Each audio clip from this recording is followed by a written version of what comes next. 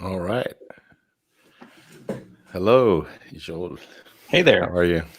Good, and you? So I guess we're live and we have some viewers.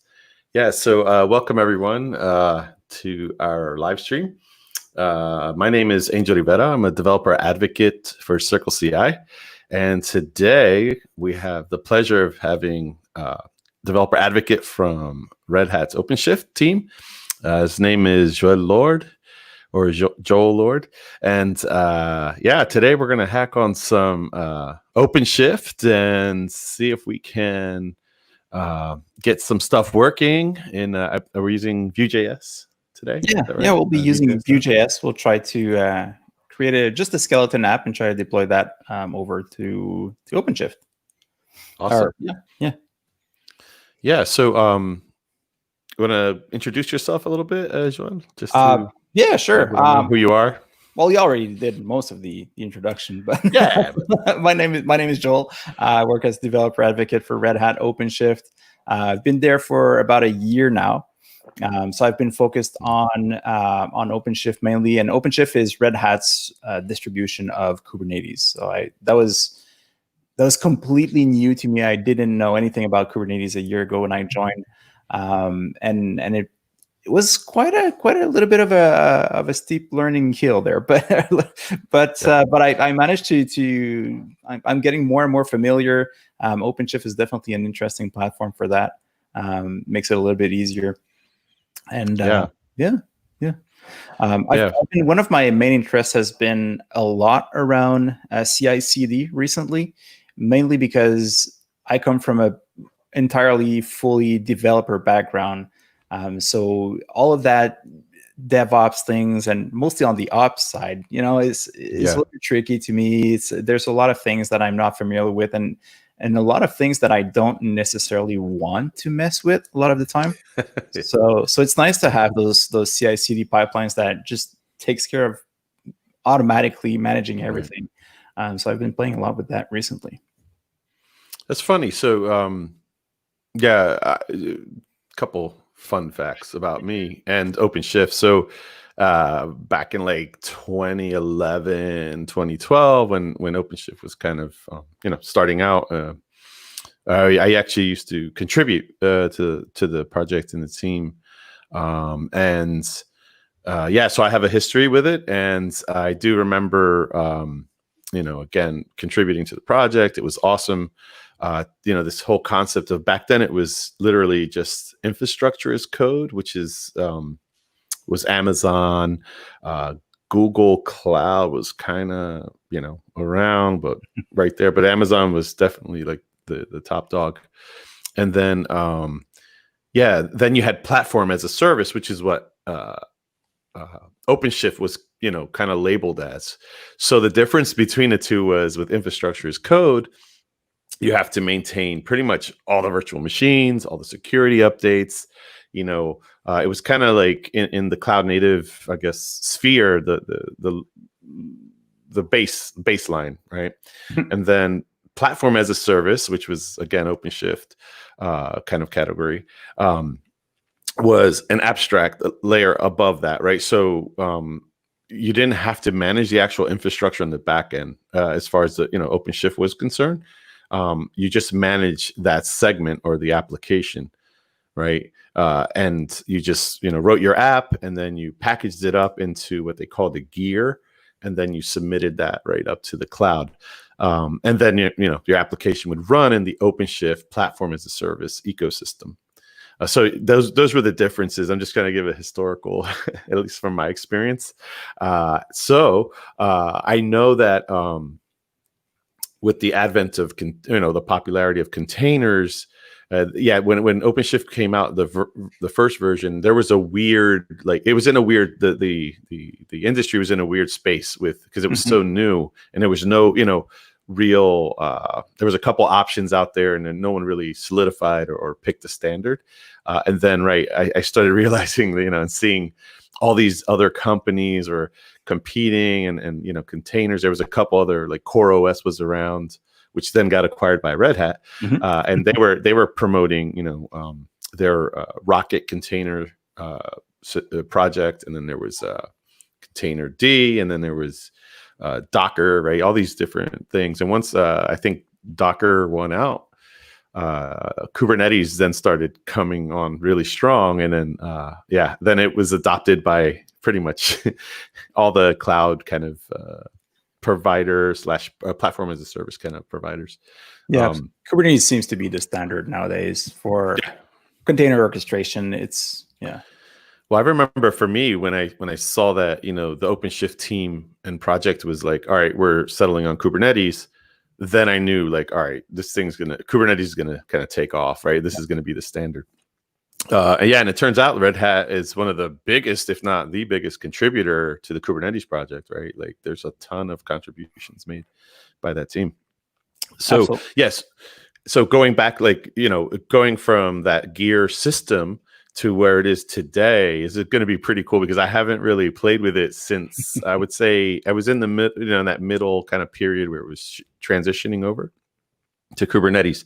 So this will be kind of my first time getting eyes on the latest and greatest. So I'm excited to kind of see what kind of changes were made and how to interact with Kubernetes. And by the way, if people who are watching, if you have any questions or any kind of comments or suggestions, whatever, if you want to share, please feel free. We'll be watching on, I think we're streaming to YouTube and Twitch. Please, you've got an expert from Red Hat to answer some of that, and I can jump in as well. So let's get hacking, right? Yeah, should we get started? Yeah. Perfect. So go ahead and I'll put your screen in. That's a good, there you go. Okay. Cool. So I already started without you. So I did this skeleton application, and the source code is available on GitHub. Where is it? Joel/circle CI/OpenShift. But it's just the Vue.js application, so we can actually do npm run serve, and this should start my Vue application. And this will kind of be a little test run for me to try to find my Windows. I think this is the one. There we go. All right. Cool. So we have an application up in GitHub, right? And that's it. That's the app running locally? That's the app running locally. So it's not running on localhost 8080. Nothing fancy here. It's just the skeleton app, and we're going to leave it like that for now. Yep. That window switching is not as fluid as I'd like it to, but all right. So the first thing that I wanted to do was to create a container with that application, and then we're going to take that container and deploy it in OpenShift. So why don't I go ahead and try to do that then? Yeah. So you have a Docker file, right, inside of your repo. I'm assuming. Now I do. There you go. Yeah. Okay. So you're gonna build it. Cool. So we're gonna build it. I'm gonna build a very standard Docker file.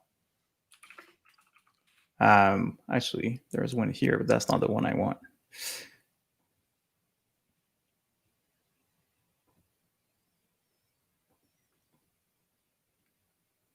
So while we're, sorry. Well, no, go ahead. No, I was going to ask you, like, so I'm not a big, I haven't really touched UIs professionally in a while.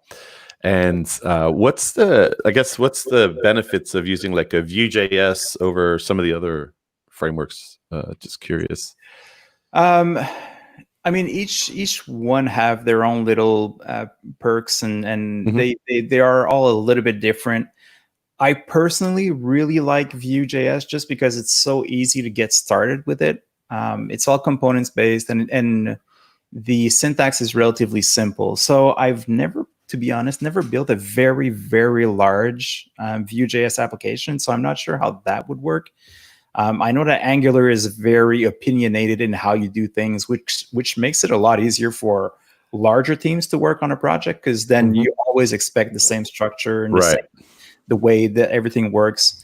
Vue.js is a little bit more flexible from what I get, which is, makes it easier to build very quickly an application. So it's great for prototyping for sure.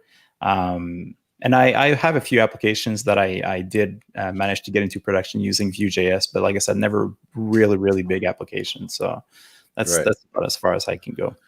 So you're saying basically it's a nice entry level kind of framework to get started with and grow some knowledge from there. I'd say if someone is new to front end development and they haven't played with any of the major frameworks now, so there's 3 major players, right? Angular, React, and Vue.js. Right. I'd say that Vue is probably the easiest one to get into, especially if you're jumping from plain vanilla JavaScript into like a major framework. I think it's the easiest one to get into. Like the learning curve is very easy, and within a few minutes you can get started. So that's why I like it. But essentially, what we're going to do here today is the same for any front end framework, right? We could replace everything. So because we're not actually writing any code here, but. Oh, great. So yeah, back to the Docker file, right? So you got the application, it's up in GitHub. Now we're going to create a package which will package up the app in a Docker container or a Docker image. So we've added the Docker file. Let's see. So we've got a Docker file here. I'll assume that most people are somewhat familiar with Docker at this point, but basically what we're going to do is to package up all of the applications. So we're going to create a build. So when you're using frameworks like Vue.js or React, you kind of need to compile your application, if you will, into a big package. So that's what we're going to do. We're going to compile that application, and then we're going to package that up with a Nginx web server, and that's what we're going to deploy in the web inside a container. So a container is kind of like a big zip file that will handle all of our source code, as well as the actual server that we're going to use and any other tools that we would need for that. Right. So. Yeah, and I'll add to that. Like I have a talk that I give, that I've given it once or twice now, but it's called if you want a Kubernetes, you must know containers, because at the end of the day, containers are the core of what Kubernetes is all about, right? So Kubernetes is an orchestration scheduler for containers. So at the bare minimum, if you're a developer and you're going to start deploying applications, definitely get an understanding of containers, which also requires you to have a certain fundamental understanding of other skills like networking, security, role-based access controls, persistence layers. So if you're trying to understand how just all those pieces fit together. Anyway, so enough me plugging my talks. But there's just a lot more. I'm just trying to convey that there's a lot more to Kubernetes than just knowing containers. You need to understand the underlying technologies, services, APIs, right? So there's a lot to it. But yeah, let's start with the basics and get some folks knowledgeable. Let's start with the basics. And whenever you use a container, you always start from a base image. And because here I want to compile my application, I'll need an image that has Node.js, right? That's right. I'll take all of my source code and just transfer that inside my container to the /app folder. That's an arbitrary folder. I just pick that one because it's convenient. And then we'll change our working directory. And then what we will use is npm install and npm run build. So this is basically the command that will compile our application. And if we were to run it locally, actually, let me just do a ls here. You'll see that I have a public folder and a source folder. So that's where my source files are. Public is just all my static assets. So the Vue.js logo is located in the public folder. If I run my npm run build, you will see that it's actually starting to build that production version. I interrupted you. Did you have a question? Oh no! I was going to say that the public folder is more like for holding images that are going to be consumed by the browser, right, and served up by your browser. So yeah, just assets that you really don't care about. You wouldn't put anything security related or secure, credentials or anything, secrets in there. Just putting it out there for people. That's how you get hacked. Or exposed. That's a very good point. You're right. Yeah. So now that I've compiled successfully my application, I now have this dist folder, and all of my application is contained in this folder. So if I look at it, I have one index.html. I've got just a few, two main JavaScript files. So my vendors, which is all the libraries, my Vue.js library, and so on. And then my actual application is in this other file here. I also have my source maps. But so, what is a dot map? I'm not familiar with Vue. Just curious as to. The dot map is a source map. So let me see if I can actually. Is that a compiled file, or it's like a binary? There's a lot of magic involved with a dot map file. So I don't know. Yeah, let's take a look. I mean, I'm curious if you don't mind. Yeah, absolutely. I have a. All right. Let's see. In our dist folder, we've got dot map. So, well, it's a JSON file. All right. Very long one. Not very readable, I'd say. So, it's interesting. It's the first time I actually look at it.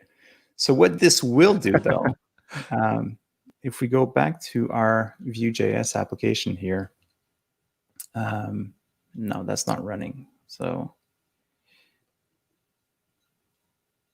where's my terminal? Yeah, those multi-screens, huh? I'm in the dist folder, so let me just start this again. Run serve. There you go. Nice. So it'll even give you a nice little local service to do some debugging and testing. Yeah. Yeah, and if I now look at my developer tools, I'll just oh, there it is. Can you zoom in a little bit on this? Yes, please. That's good. If I look at my source code now, and this is actually a development environment, but it still does some sort of mapping. What will happen is that I'll still be able to actually take a look at my app.js file, as well as my vendor file, and I'll be able to use breakpoints in them. So even though it actually minified everything and uglified everything, thanks to the source map, I can still see the variable names. I can still see the line numbers. So if something breaks or if I have a message in my console, I can still refer to the actual message and figure out where in my code this actually happens. So this happens thanks to the map file, the source mapping file.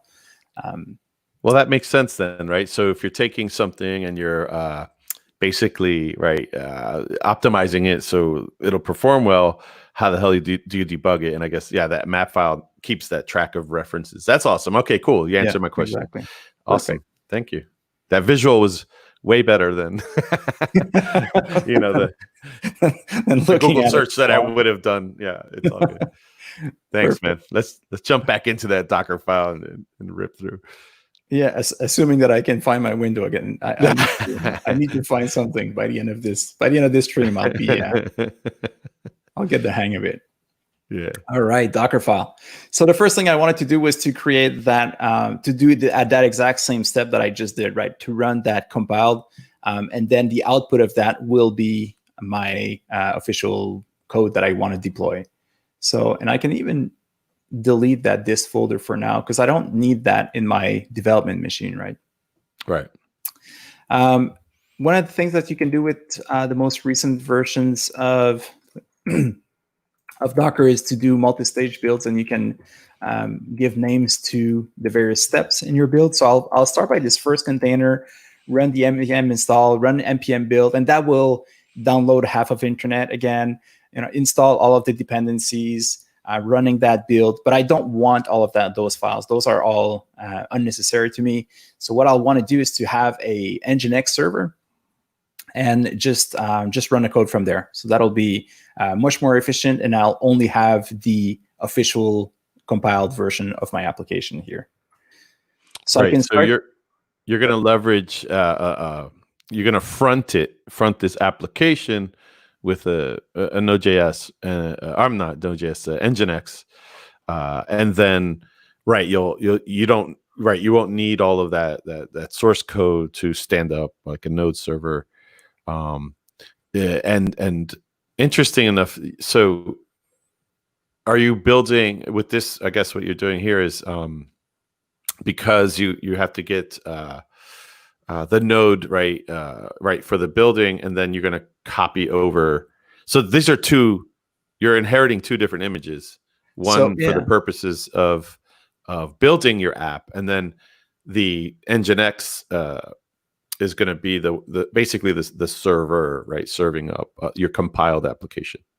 Exactly. So I'm basically using a container to build my application, right, and then I'll just copy over the result or the dist folder from that first container, and then I flush it because I don't need that container anymore. So we don't need all of that extra overhead.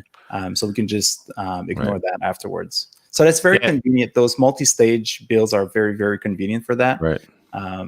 So you can make much smaller images as well.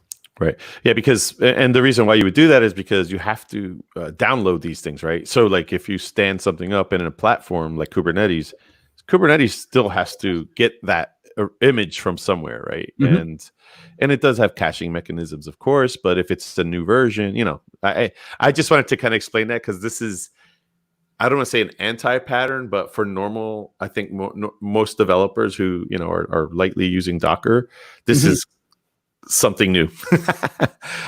Yes, it is, and that's one of the things that make it a lot easier for front-end developers. Actually, like it is another concept that you need to learn. But once you understand that, it makes a lot of sense, especially for front-end developers. Oh yeah. A big problem that I had when I started playing around with containers about a year ago was trying to deploy a front end. It is so complicated because a container is not just your source code, and deploying source code is easy, right? You can just get a Bluehost or a GreenGeek account and just FTP those files, and you're good to go. That's it. That's right. That's your deployment.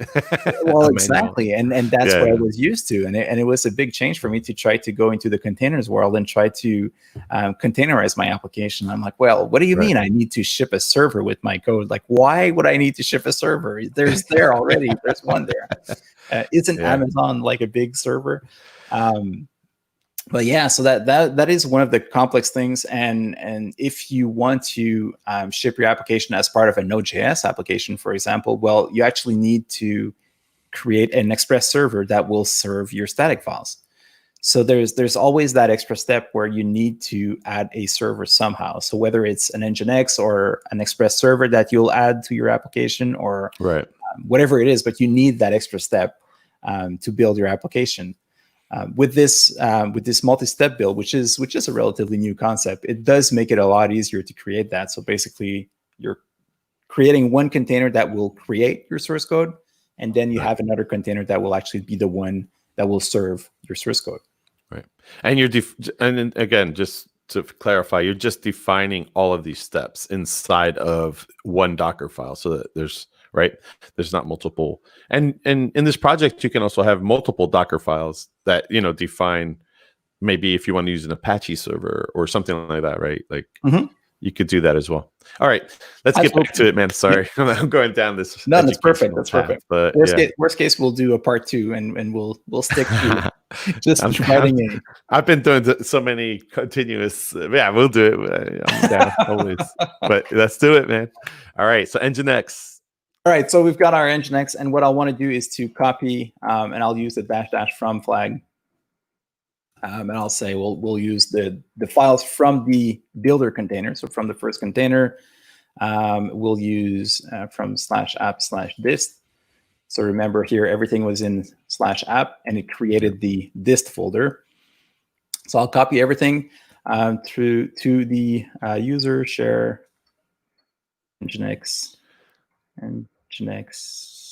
HTML folder. And that's the default, I guess, content container for Nginx, yeah?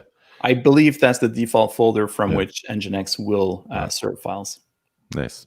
We'll need to change that later on, but let's just keep it at that. Yeah, sure. And that's it. That's all I need.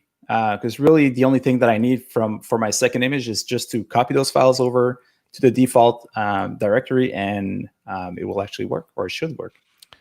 Are there any ports you need to expose? In this Docker file, because sometimes, I mean, they have an expose key that you can say like 5,000, whatever it is that. Yep. You're correct. So because I'm starting from the Nginx image, all of that is already handled for me. So the base image of Nginx already exposes port 80. That is going to be an issue, though, because in order to run anything on port 80, you need to be a root user. Yes. And I'll come back to change that in just a few seconds. I just want to test it. A basic, just to have a basic image, and then we can start from there. Awesome. And then I'll show you how I can tweak it for non-root users. All right, so I do have this Docker file right here, and notice how my dist folder is not there anymore.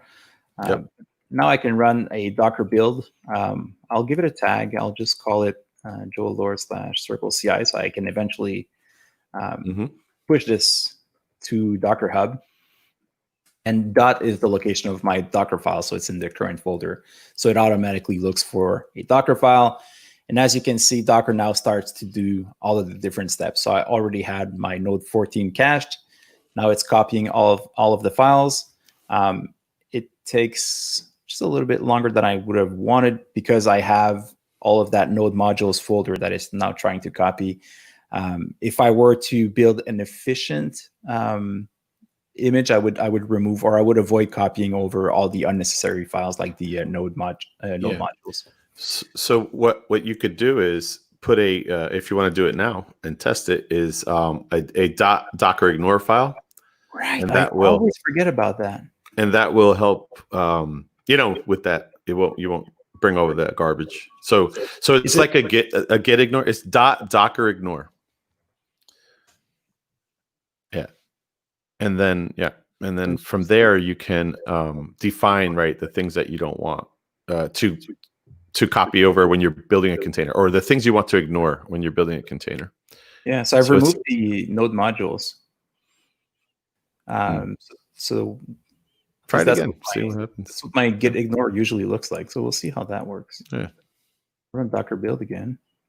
Oh wow, it was a lot quicker. Yeah. Sure, but yeah, it was definitely a lot quicker. Yeah. Trust me, I've been down this road a million times. When things are taking forever, I'm like, forgot the Docker. Yeah, it's one of those things. Like, I think, I don't know. Maybe there should be a generator. Like when you do GitHub, it tells you, would you like to create a Docker ignore? Or a README. Yeah. So. Yeah, and it's one of those things that you notice when you're doing a stream, or just as we're doing, because if I'm alone, it doesn't really matter if it takes a few seconds. I'll just go and use the washrooms, grab a glass of water and come back in a few minutes. But when you're standing in front of a screen and nothing's going on, it is very long. Well, also, for CI/CD, when you want to make these things faster, right? Because obviously CI/CD is for fast feedback loops. Every little second helps towards achieving high velocity building. So those are the little hacks too that you should be implementing anyway, locally, and also because also you don't want all that. You don't really need all that fluff, and it just adds on to your download, right?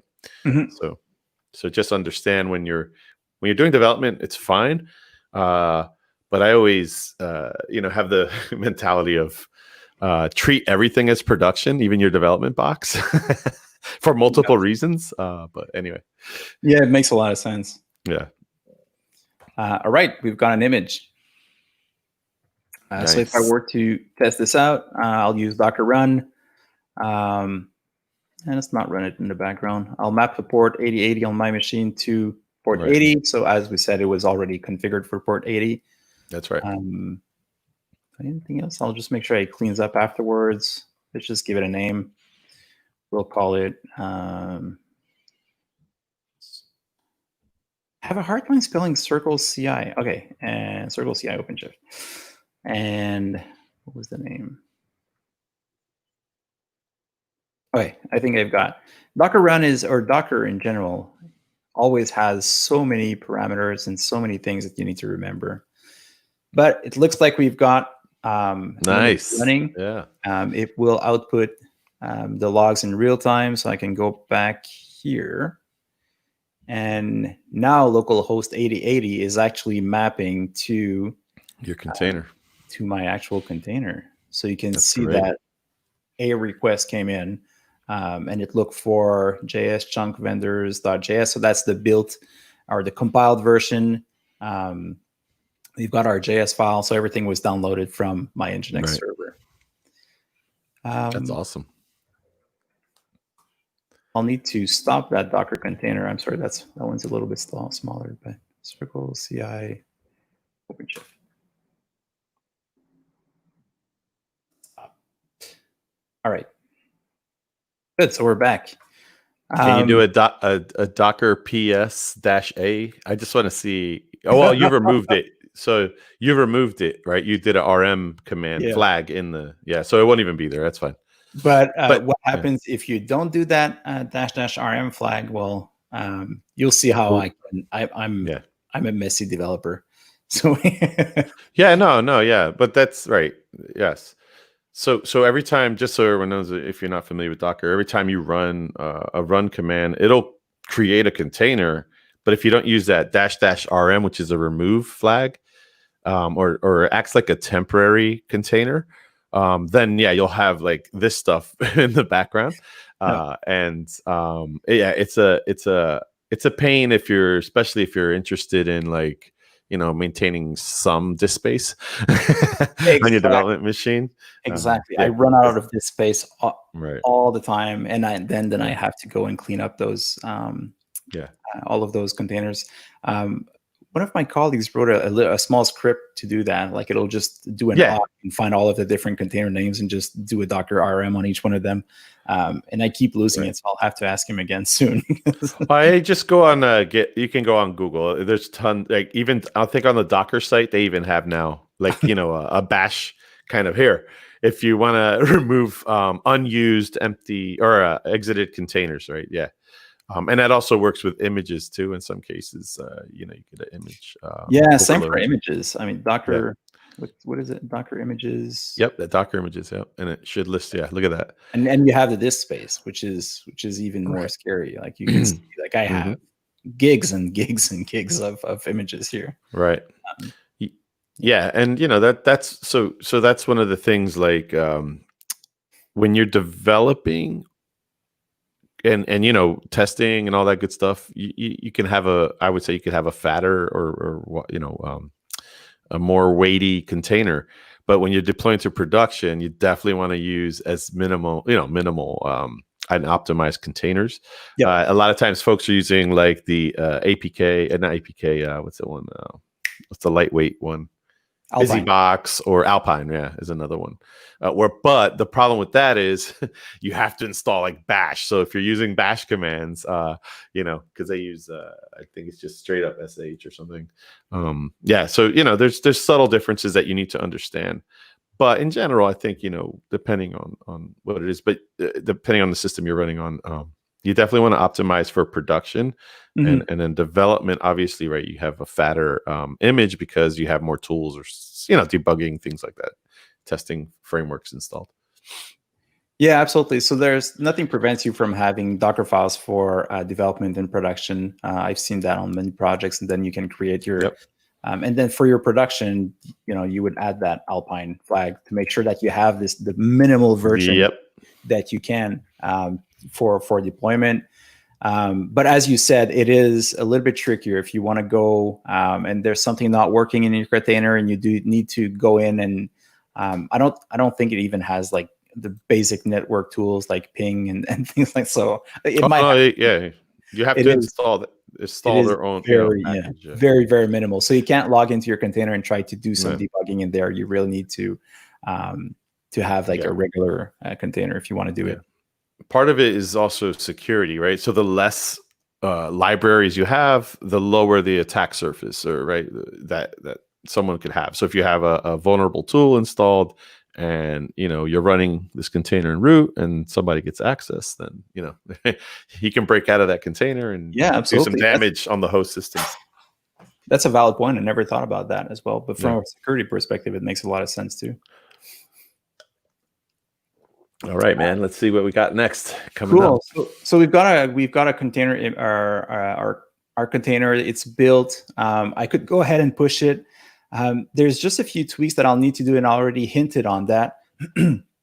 Sorry, but this image will run as a root user, or will require root access because it will run on port 80.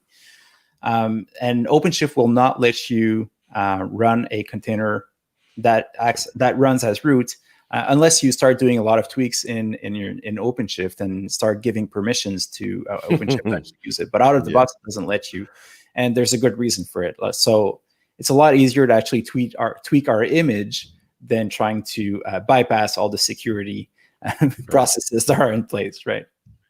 Yeah, I mean, and to be honest, most organizations won't allow it, right? Like they're not going to allow you to run anything as root, and for compliance reasons, security reasons. So yeah, you definitely want to rework containers to. Yeah. Nginx does two things that requires root access. It uses a bunch of different folders that are owned by the root user, and it runs on port 80, which is not allowed for regular users. So I have a configuration file here, and I always reuse the same file, which works great. And I probably found it on Stack Overflow. So Hey, so I'm sure you can find it. It's also going to be on our repository, but basically it's just the basic Nginx configuration file. But what I change here is that I change all of the folders to be just to use the /temp folder.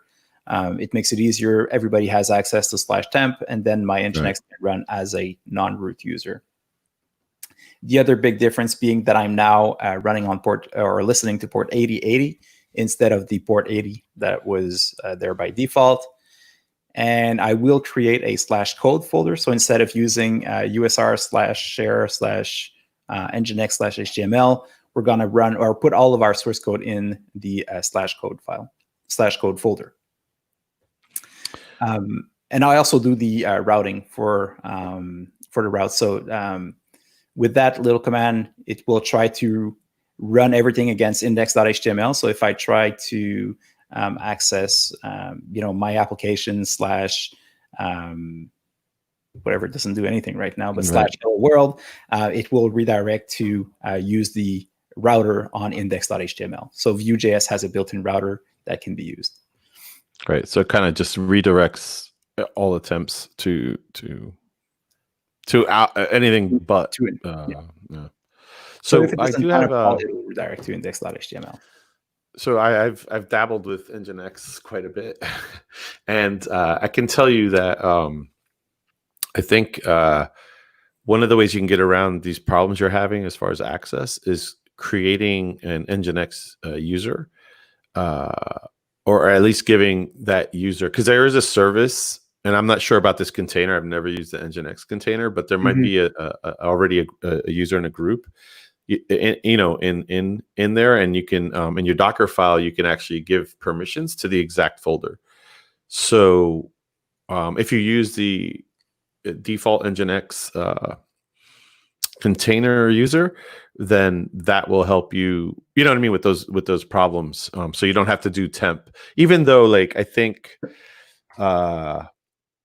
even though you are using that temp directory, and containers are ephemeral, right? Meaning they're just supposed to be temporary. They're not supposed to last or hold any state. You definitely could leverage that Nginx permission, or that user that's built in. I'm sure there's probably something in place, because it's a very common issue to try to figure out how to run it in a non-root. There it is, right? No. Docker run. No. If you look further in, it's probably down there somewhere. I'm just I'm curious, because I'm pretty sure there has to be, right? Like and that's Nginx host port.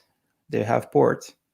So we could probably, and if you place in your, so you still need to write a configuration file that will use those environment variables. Yeah, so it seems like you can do some of it. My point was really to show people how to use Docker Hub. Docker Hub is a great resource. So if you need any information, and most of the time, if you're trying to do something with an image, there's probably someone that tried to do that before you, and they've probably added some sort of environment variable that you can use with the server. So it seems like there's something I probably need to dig a little bit deeper to see how we can do that. But I just wanted to let you know, if because it sounded like again, I have done this. I just haven't touched Nginx in a while, but I used to install it, right? So and install Nginx and then configure it in my Docker container. So, but definitely, I remember, there's a non-user called Nginx. Doesn't have all the permissions it needs, and then you ingest the configuration, and then you ingest that in the configuration in the user directives. So anyway, continue. Sorry. No, I'm curious. I'll probably try to do something on that and eventually tweak my repo with those changes. But I'm sure there's a way to do something similar to that. Let's go back to our Docker file. Actually, I have it right here if you like. Let me Slack it to you. Or I'll put it in the chat if you want to take a look. I mean, I know we're a little behind, but just so you have it in the future. At this point, add permissions for Nginx user, run, ch own, and so on. Do you want to try it? Let's try it. Yeah, why not? Okay. I guess we're leading to part 2, brother.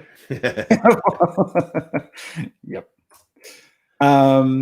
I'm sorry. I just come from like a very security conscious world, so when I see these things, it's my OCD. It's one of those things where you find it on Stack Overflow once, and you just store it somewhere, and you keep repeating the same thing over and over because it works, right? Right. And I never actually spend the time to look at it. So it's great that I actually. Well, you also mentioned when we started that you're a developer and you're, learning these things. So, I just wanted to kind of help you. Oh, exactly. And those are exactly the type of things that, when I mentioned, like there's so much things that I don't care about as a developer. I don't want to learn which files I need to change access to. Like, I just want to run the application, right? Like that's the only thing I want. Yeah. Most developers have, right? We have that mentality. I just always worked in operations. So, you know what I mean? So I just, these things kind of like stick in my craw when I see them. And it's a way to educate you too. So you might be able to help me. Okay, so we have a user Nginx. So we're going to give all the permissions to /app, I'm assuming will be where we're going to copy our files now. I mean, you could actually change that as well, but if you wanted to make it easier on yourself, we could do that. Yeah, that's good. And now we change the /var permissions for each one of the folders, and then we create this file, and it's also owned by Nginx, and then we change the user to Nginx. Right. So that should work for everything related to files, at least. We'll still have the issue of the port, trying to find a good port to run it on. Well, in your config file, Nginx config, right? You could define those things. All right, so we'll just keep that here. And then also, I would, change those to the ones that are default in. And all those for some reason, this one I think I still need to keep. Yep. And this I can remove. So now we've got, looks like a decent configuration file, and we're not messing up the whole file system anymore. So we're not using the temp folder, which I was not too fond of, but if it works. Well, the reason is people can see it, right? Like, Right.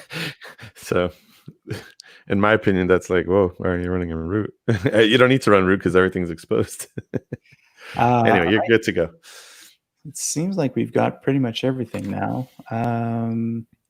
Let's just expose. I think I've used port 8080 as well. Yeah.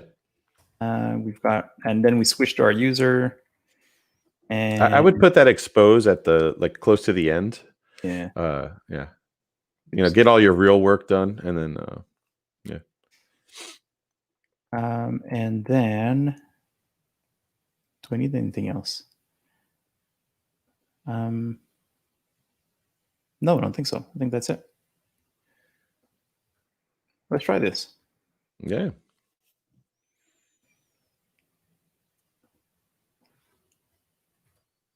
All right.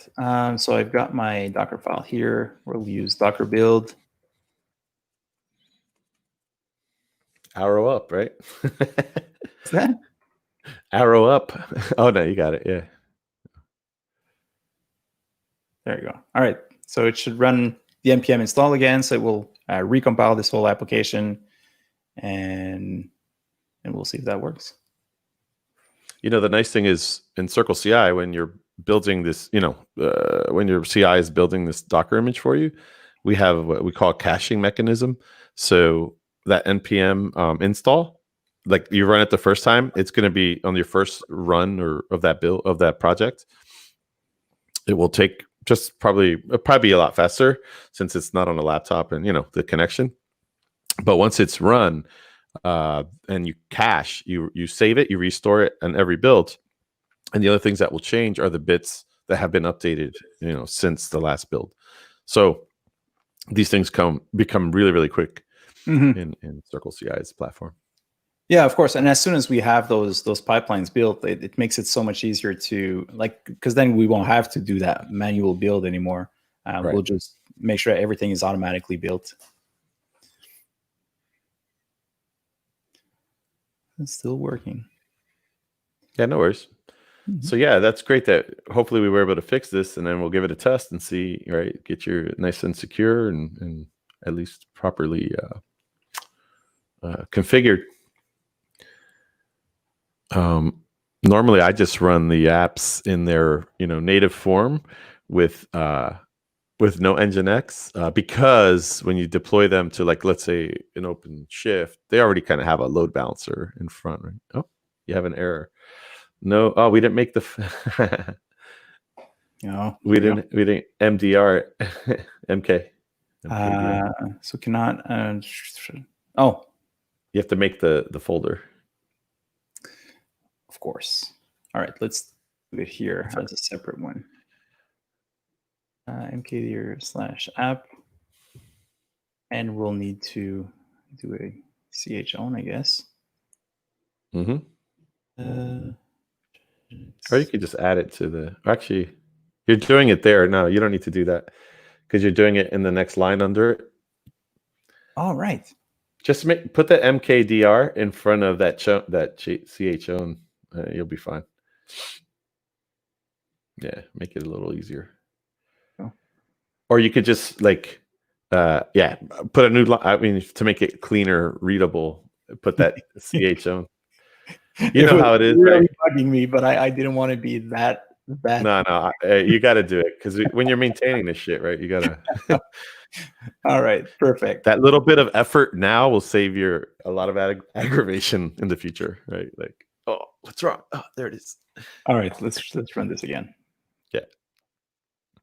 Now, if you were using Circle CI, this would be all cached and it would be a lot faster. Oh yeah, just dump it right in there. Let the clouds do their work for you. Yeah, I mean, and this is good because it's a debugging, right? Now you have the template for future, right? You'll be like, all right, man, now I have this and Nginx stuff down. Yeah, exactly. And as I said earlier, that's the type of thing that you'll do once and you'll just repeat over and over afterwards. I'll just that nginx.com file I just copy and pasted from another project that I have. Sure. And all of those are, as I said at the beginning, if you have a React or a Vue or a Angular project, it's always the same Docker file. The Right. command to build your project and the folder, this folder is different from one project to the other, but then just a lot of reusable stuff there. Yeah, that Nginx file, I promise you a developer wrote that. It's like, I'll just skip it all, right? Like, It might have been me, but I'll just blame Stack Overflow. yeah, no, yeah, for sure. Yeah. Oh, it's blame Stack Overflow. Yeah, I probably posted that in the drunk rage 7 years ago. No, just kidding. Nice. So many Come on, times baby. I Googled some stuff and stumbled on a post that I wrote, and I was like, how do I do it? Oh, there it is. Yeah, past you is educating future you, Yeah. or present you, I should say. Nice. Cool. So hopefully this will be, yay. But one cool thing is, since we're going through this, nice. Now let's run that bad boy and see. All right. We have it somewhere in Docker run. That's the one. There you go. I'm gonna use port 8080 this time. Yeah. /rm --name. That'll help us. Perfect. Let's do this. Oh, permission denied. That's okay. This is good. So the configuration file, something's wrong. User directed makes sense. Only if the master process runs with super. Oh, well, there you go. So sudo it up, right? Or no? Let's just look that up. I think I know how to fix it, but I want to just look that up real quick. That error. Okay. So you want to look it up? Yeah. It should be a simple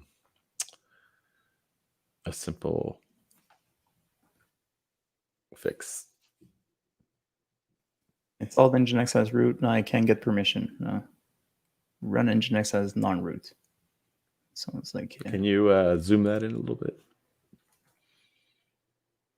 This is software development, everybody. Well, you know you're doing DevOps when you're on Stack Exchange and not on Stack Overflow, right? That's damn right. Yeah. All in scripts are supposed to be run. Okay. That's not the problem. Cool.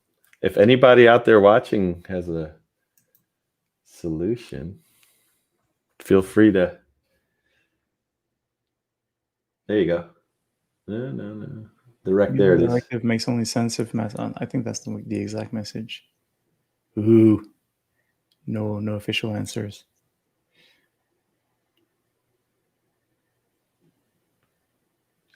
Well, I think let's actually can you paste and try to figure it out on our own. Yeah. So can you paste that into the private chat here so I can take a look too on my end? There you go. Thank you. That's ignored in Nginx conf line 2. So let's take a look at that. Maybe there's some.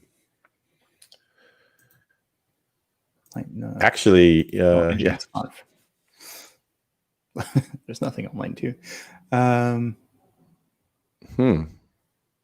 All right, let me. Oh, wait a minute. I never copied that file. Oh, so it's using the default. Yeah. Okay. All right. So let's copy nginx.conf to, what is it, /etc Nginx. Or well, look at what your exactly LG etc nginx conf d. Is that right? nginx.conf. There we go. And we'll just overwrite the current file. Not sure if I need this, but I don't want to run this twice. Hey, there you go. I can do that to switch windows. You figured it out. Wow. Well, I told you by the end of the stream. Let's try to run this again or build it again. Yeah.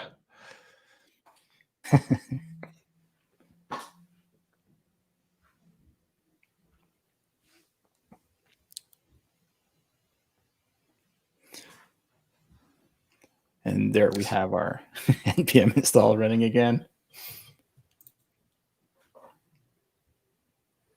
I'm still looking up this This error this message. user error because I'm curious as to why.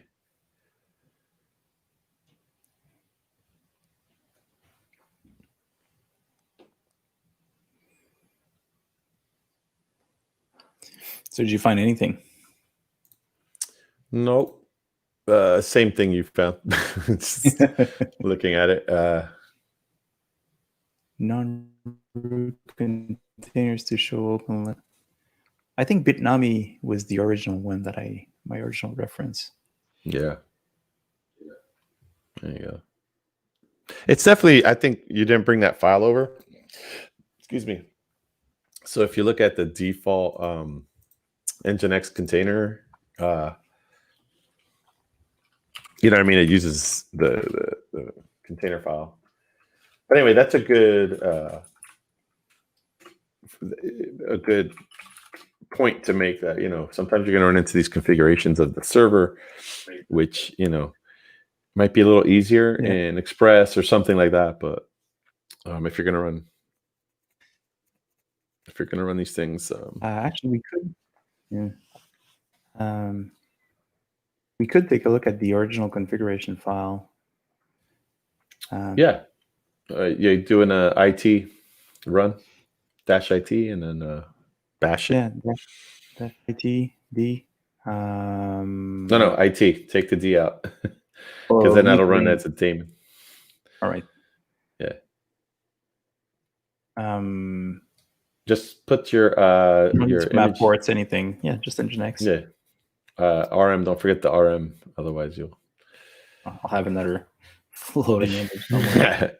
Hopefully, you have a terabyte in there. There we go. All right, that should work, right? Yeah. All right, we're in. Just take a cat out of the. There you go. All right. Well, there you go. Line 2, user Nginx. So then that's right though. So that was the error message that we got, and it said we shouldn't use Nginx if. Let me see if because we were actually running the container as a non-root, and it says you don't need to have that user line if you're running as a non-root. So then there you go. Okay, I guess it kind of makes sense. Comment that out, and then all right. Well, I've rebuilt the image now, so let's see if we can actually run it again. Well, you didn't have it in your original one, yeah. So no, but but I didn't copy that file. So that's what I'm saying, that you didn't have the user line in your current one, right? So should work. Yeah. So here's my. Well, there you go. There you go. Yeah, you didn't have it, so this will probably work, or expect it to work. So nothing's happening. I wonder if it's actually running or not. Give it a test, all right? It's running. Well, looks like we've got something. It's just not outputting because it's probably running as a process in the back. And refresh. There it is. It works. Yeah. Nothing changes. It's just kind of anticlimactic, but it works. So no, but now you have a more secure container. I have a much more secure container. Oh, there it is. So we now have our full output, so we can see that it actually works. There you go. Nice. Perfect. Cool. It works, and it's much more secure, and we don't deal with all those files in what was it, the temp folder. Right. I guess the next step is to push this bad boy up to Docker Hub, yeah? Yeah. All right. So let's just clean this up. Next step, Docker push. So what you're doing there with Joel Lord /Circle CI is basically telling the system to go ahead and send what you have locally, the image that you just built locally, up to hub.docker.com, which is a public repository for images, and you can use private as well. So if you don't if you want to publish an image and you don't want to share it with the world, you can pay them to keep that private, right? Which is interesting. So anyway, I was just using Joel/Circle, and that's how I name my container. Right. It because I'm using Docker, it assumes the docker.io, but you have it here. I oftentimes use Podman as well as an alternative to Docker. It works only on Linux machines though, so for demos I tend to use Docker a little bit more. But Podman assumes Quay.io as the repository. Quay. Yeah, Quay so was. You might have to be careful about that. Yeah, Quay was CoreOS's, but they were CoreOS, but Red Hat has acquired them, right? And I'm assuming those assets came with it. Yeah. So Quay.io is a repository that can be used same way as Docker Hub, Right. but it's also an open source project. So if you want to host your own container repository or registry, you can actually use Quay.io or Quay, not .io. Yeah. Quay. So what's the default for OpenShift for pulling containers in? Like, let's say you deploy something and you don't set a particular Docker image repository. What does OpenShift use? It currently? Definitely finds images on docker.io. That's actually what we're going to do. Why don't we go ahead and do that? So I'm switching over to, this is OpenShift. Right. And I'll use the UI for now because I think it's so much easier to use. And that's when I said Kubernetes. There's a lot of YAML files that you need to do in a lot of different things. OpenShift makes it a lot easier with its UI here. And it also you can do you can do all these things with a CLI, right? You can do everything that I'm going to do with the CLI. You can do it with kubectl, which is the CLI that is used for Kubernetes. Or there's also another CLI that you can use for OpenShift specifically, which is called OC. OC comes with all the functionalities of kubectl, but it has a few more functionalities. So there's a few things to OpenShift, like the role-based access control is already built in.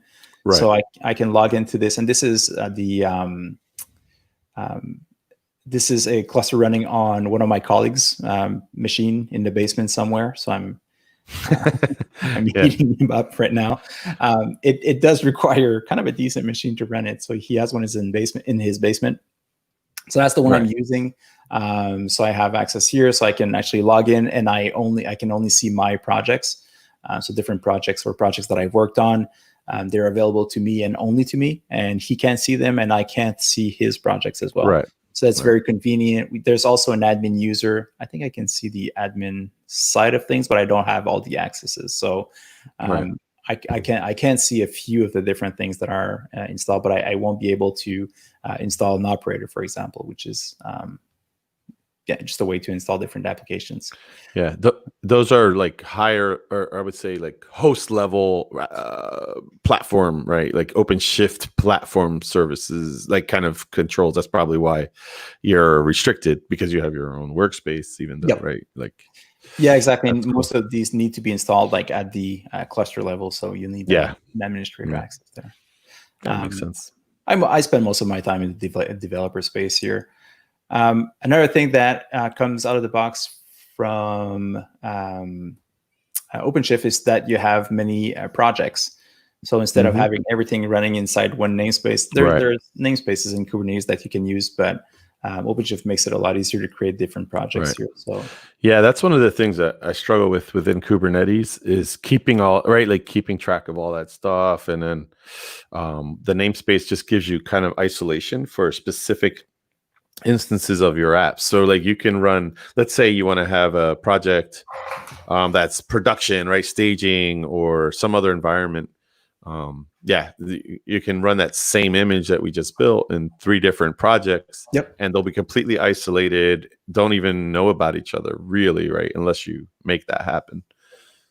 Yeah, exactly. So that's very now we have our projects, which makes it even easier, and you have like all the different views for every project. Now I don't have anything installed here, but yeah, so I could actually do that. there's a few things that we can do here. So I could start from a container, Right. or I could actually start from a Docker file as well. So I could give it a Git repository. It would find the Docker file, build that file for us.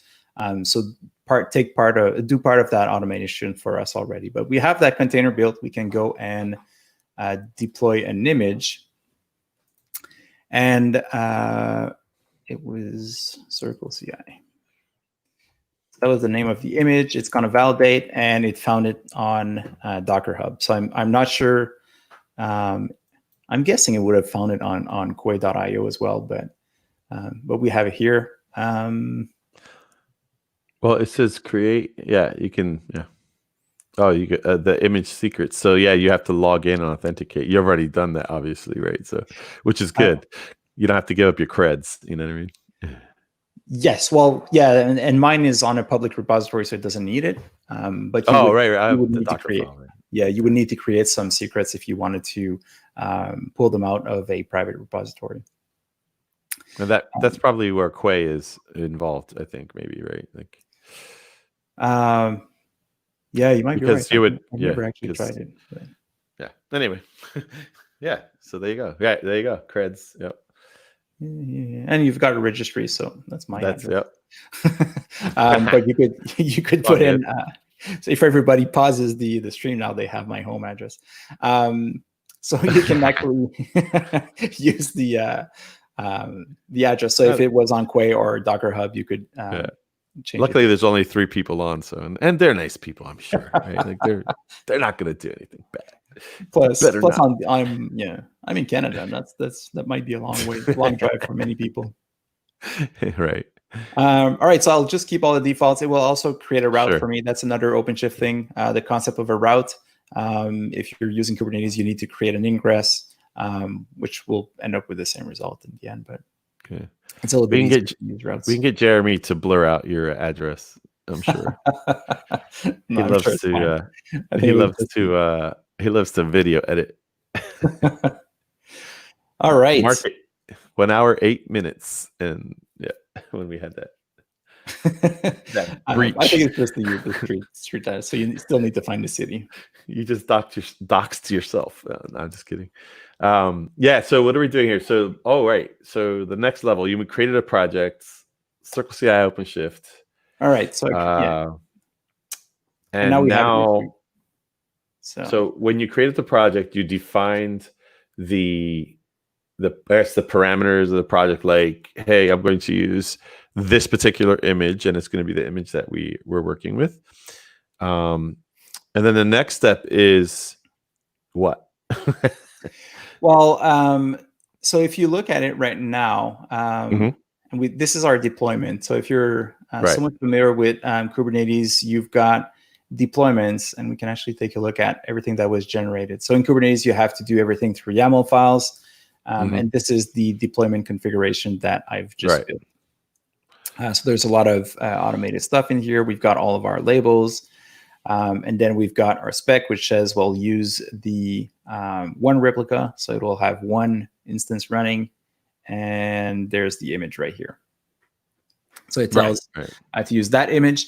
That image was copied into the internal repository or internal registry. Right. And that's the image that it's going to use now. So it's sort of like a cache, right? So they're bringing that image in. So it's like I said, it has to be really fast. So the only way to do that is to have all the content and all the content and code you need or images you need to actually deploy, right? Create a run. Yeah, and that's very important, because once we'll start putting in a pipeline or a CI/CD pipeline, we'll need to override the image inside the internal registry of OpenShift, because now it's only looking for that one. It won't be looking at Docker Hub anymore. It will just rely on the internal registry. Right. So let me just kind of level set. So what Joel has done is, again, created a project, and in creating that project, he's defining things like, hey, I need this container, and you can find it here.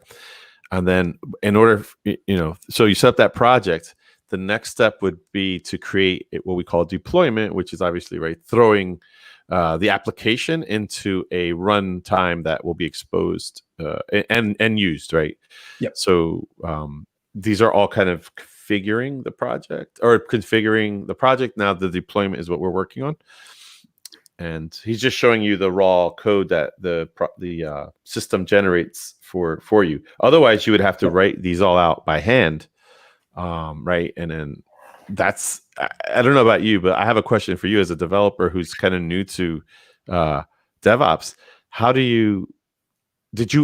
So before you started playing with DevOps or working with DevOps tools like this and containers, how often did you touch YAML?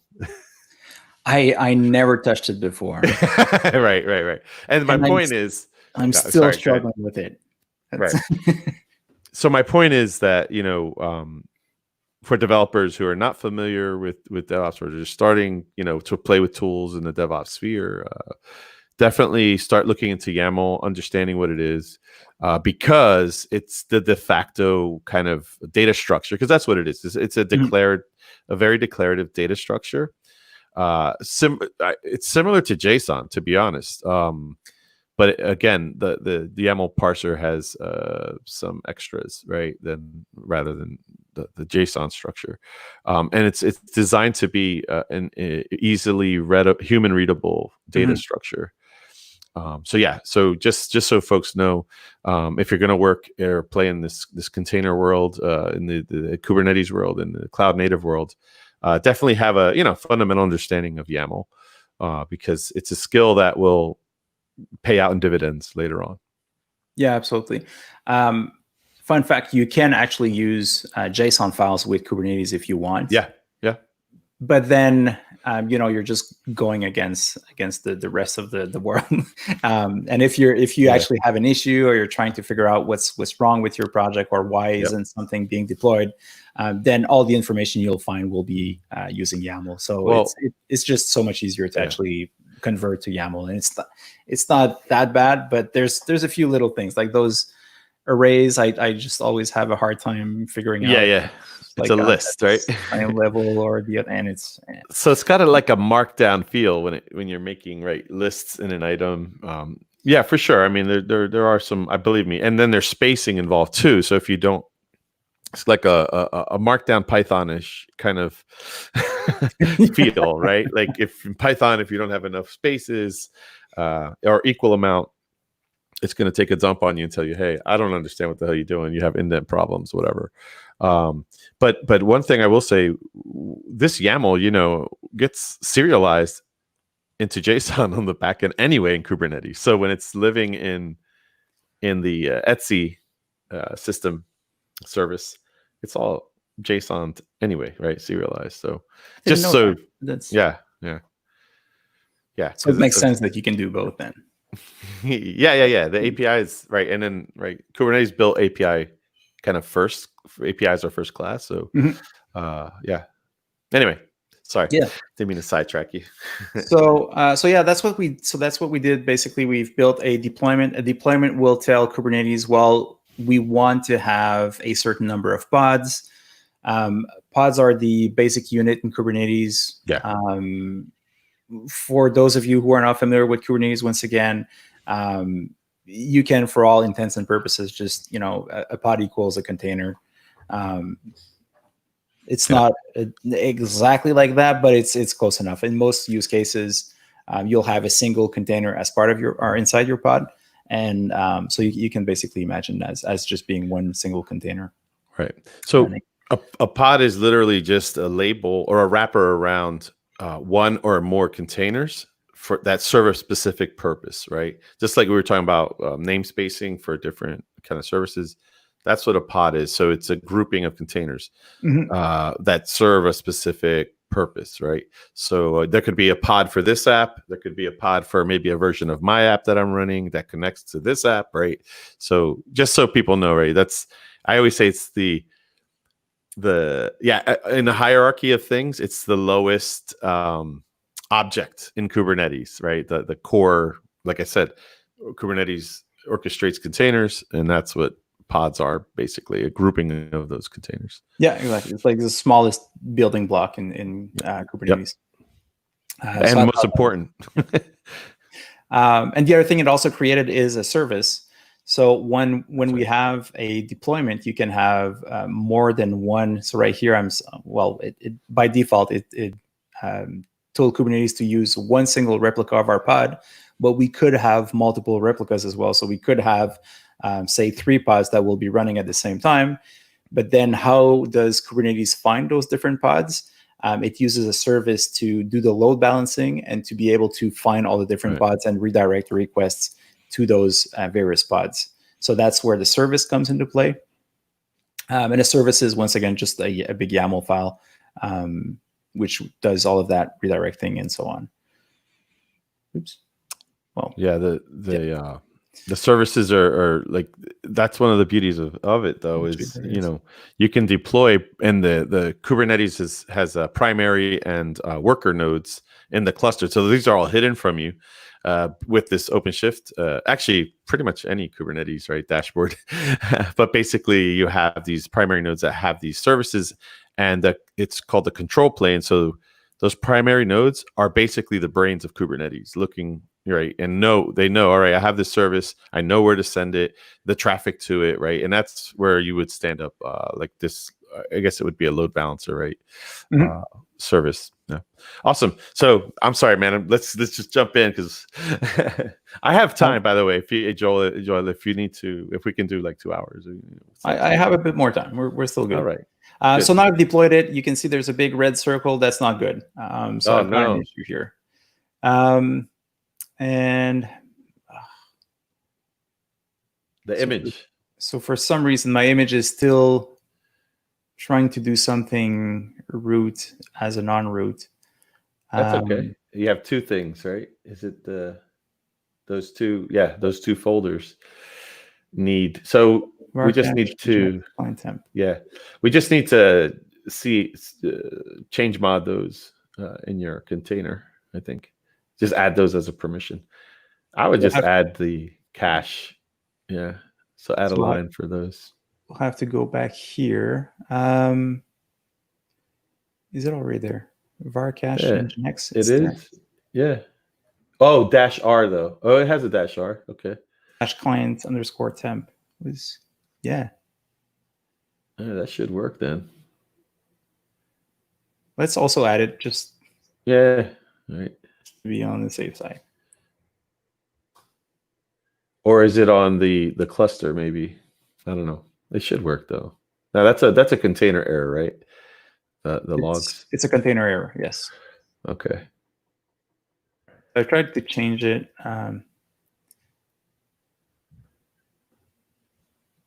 come on. There it is. Let's go back to rebuild everything. Yeah, this won't take long. Yeah. Can we jump back in that dashboard real quick just to look at that while we wait? Just curious as to, I want to make sure that it's trying to make a directory. If it's trying to make it, then the change I did won't work because it doesn't exist yet. So let's just. But you're giving it CHR. Maybe it needs to be a sudo. I don't know. I'm not sure. Because right here we're still running as. Yeah, exactly.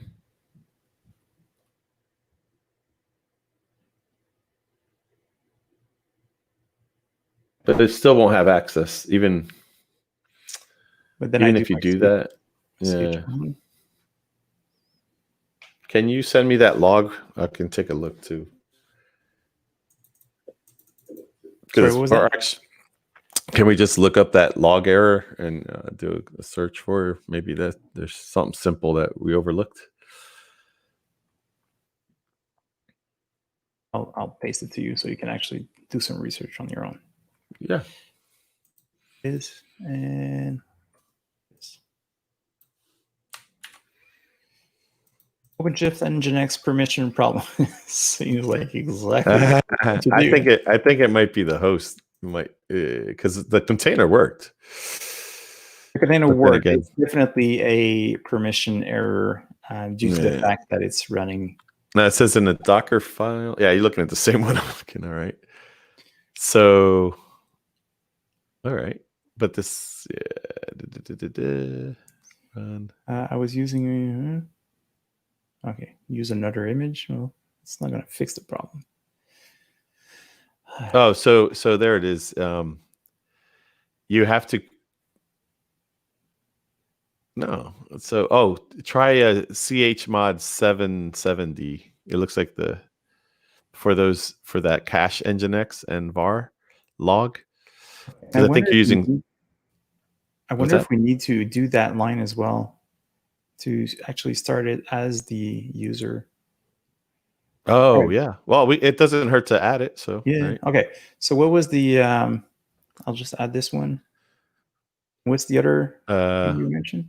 Well, wait, there was another one from. Oh, he's using a different container. All right. So this is the one. If you're looking there, just look up where it says from the expose one up, the run command, the change group, and then the chmod. Okay, and what's the? Okay, this is a copy. So you're gonna have to do. Yeah, you're gonna have to change the root. Change the root. The folders from root to. And then change the permission. So, all right. So let's try to do that then. Well, yeah, I'll just add this line. Yeah, that's probably the problem because it's obviously not. Are you running the command? Right, you didn't change the nginx yet, right? Okay. Yeah, should I run that as a root? No, you are running it as root. Yep. Okay. Yep. Yeah. And so, should I copy the files? From builder, yeah. That's your app, right? Yeah. I wonder if we should copy it before I actually change my. Oh, yeah. Well, if you do it that way, then they will be under the root. They'll be under the root user. So you're good. I think you're good there. That the problem is the underlying nginx, the system, not your app. All right, let's try this with the two different. There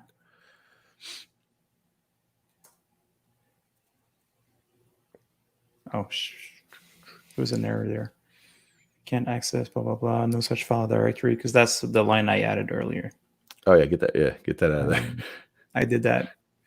Those two lines are gone. Yeah. Perfect. Exit the terminal. Hey, I'm getting good at this. All right. Oh man, this is what it's about, right? But once you get it locked down, then you should probably never have to mess with it again. To be honest. Yeah. In the meantime, I'll just go back to OpenShift and just delete everything that we've created so far, and we'll start from scratch. Do you have to, or I mean? No, but I'll need to copy over the image inside the internal registry, and it gets a little bit trickier. It'll just be easier. Okay. I got you. Delete everything. Just flush it out and then bring it in fresh. Got you. If I'll also need to search for services. I'll need to search for.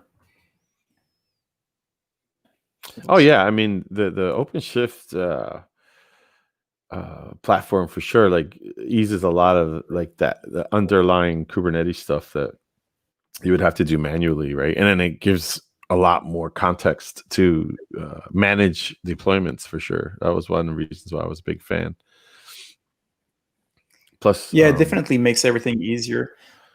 I do still believe that it is helpful to understand what's going on and to know the basics of Kubernetes before you jump in. For sure. It definitely makes everything a lot easier. Well, these are tools that kind of add on to the underlying technology, which is Kubernetes, right? So these are enhancements. I look at Red Hat OpenShift is an enhancement to Kubernetes.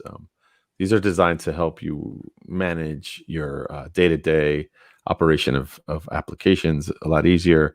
And it also gives an element of self-service, right? So you can empower your developers to manage their development processes, right? And kind of standardize that and constrain them. Not constrain them. That's the wrong word. Just keep them contained within the certain parameters, so they're compliant, right? So these are great mechanisms to give them enough capabilities to not get into trouble. Exactly. And as a developer, I think it's nice to know that you have your own little environment, your own little project that you can play with, and you won't be messing up, the production server by deploying something accidentally. So it does make it a little bit more comfortable. Oh, I had an image stream too. Let me just go back here. So my build was done. I forgot to push the image though. Let's just delete this. As we all do when we're doing things manually, right? Yes. Okay, push.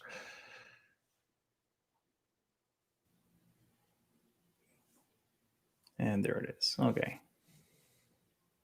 Let's try this again. So we'll add from a container image, Circle CI. All right, we'll keep all the defaults. And now we'll cross our fingers and just hope that it actually works. It's gonna work. No! Yellow's not good. Red's not good. Okay. So let's see. Now you PID. All right. So you're gonna run into these. So we need to do the same. Add that to your Docker file. It's just the permissions things that once you solve them, you're good to go. I would put it right underneath where those the new ones are. That's tack it onto that bad boy on the end of that last line. I would just add and it. No, it's just that one. Can you go back to? It's just at the end here. Yeah. The PID. You don't have access to that. Yeah. I thought we did a. Look in your config file, maybe. I think that's because we do a ch own on that here. We touch the file and we do a ch own. So do we still need to do the? Yeah, I think that change group. It might be there's a even though you own the user owns it, the group that he's in is not. Okay. Yeah. Oh, oops. All right, let's try this then. Yeah. Again. Oh, if only there was a way to automate all of this. What's that? If only there was a way to automate all of that. Yeah, gee, I wonder. Maybe, the idea is to get it working manually, and then, right, hopefully within the next 30 minutes, we can do some damage. And we will. If not, you're headed for a part 2. Is that right? Is that how you say it? We, yeah. Part 2. But we'll have a sequel to this. I speak Spanish, but I learned that the term only because there was a movie called Hot Shots. You ever watch that? It's a comedy. Oh yeah. Well, yeah. They did a sequel to it and they called it Hot Shots Part 2. And Americans were like, at least I was like, what does that mean? Like, what is a? And then, of course, back then we had encyclopedias, right? Like, not I didn't have a computer to look it up, so it was like looking through an encyclopedia. Oh, it means 2. Awesome in French. That was a long time ago. Yeah. The movie's terrible. I mean, it's funny, but I don't know. You have to watch it. It's definitely entertaining. I don't think the younger millennials would get it, but yeah, I wonder how well it aged. Yeah, it's so silly, but yeah. Anyway, that's how I learned the word. I'm gonna just completely delete that project. Yeah. I'll have to do everything manually. Yeah, I like this. I like to do this. I like to do things like this in CLIs. They're awesome. Looks like you forgot something. There you go. Now you got it. Yeah. Cool. So while this is still running, yeah, so now nothing is working. That's because I need to switch to another project. And all right, we're good. Mhm. Perfect. Okay, this is done. We'll create our new project.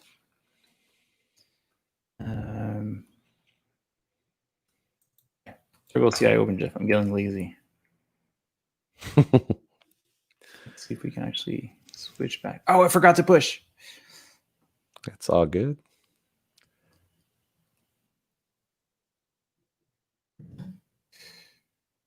Right here for push.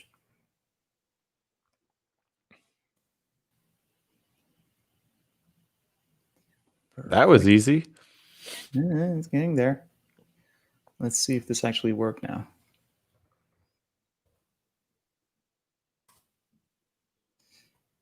Okay, validating everything. Create.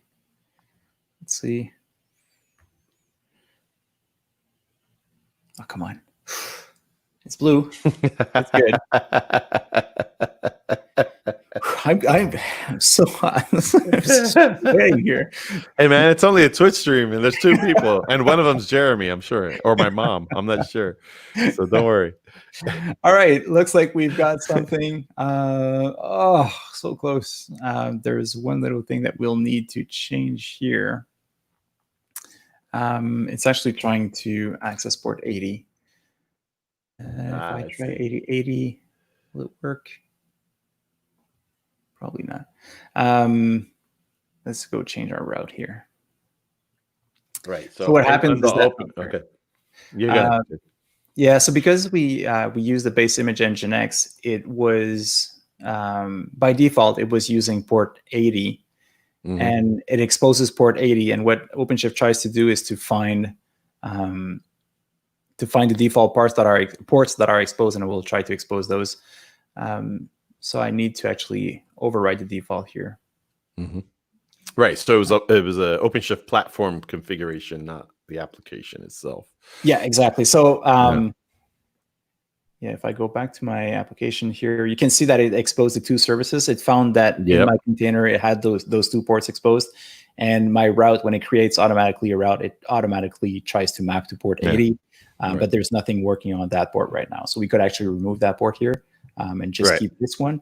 What I did is to change that route to, instead of pointing to port 80, I've asked it to point to port 8080. Right. And now it's actually running, and it's running on port 80 in Kubernetes. And not in OpenShift. In OpenShift. Well, it is. I'm kidding. I know. Underneath it. Yeah. Hey, man, just trying to stay on brand for you. All right. So it works. That was nice. Hard. Look at now. Well, hey, you know what? We just did a paired programming kind of session, right? On getting your and you got a little educated. I got educated too. I didn't realize the like I said, I haven't used Nginx in a minute, a couple of years. So this is good. This is good. I'm going to start using Nginx in some of my Node applications. Yeah. Containerization. Yeah. And now I'm going to use that image because that definitely makes more sense. It's definitely more secure than just resorting to using a temp. One thing I would change, like you don't have to do it now, but if you go back to that Docker, I'm not changing anything. No. But in the Docker file, this is just again a systems kind of, I guess, from the old school. But if you go to that Docker file, you see how you have where you're putting the application, the make dir app. I would put that into the OPT off the root, and or in the var somewhere. It depends wherever you want it, but I would say the OPT.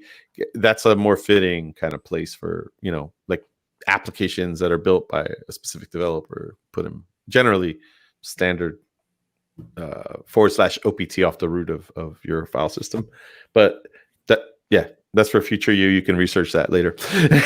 Yeah, I'm curious. What is OPT? Well, it's for options, so you can or operate. I'm sorry, OPT is generally for putting like custom things in. So you would do like OPT, and then you could put app or whatever you want to call it, right? So definitely put that app folder in the OPT.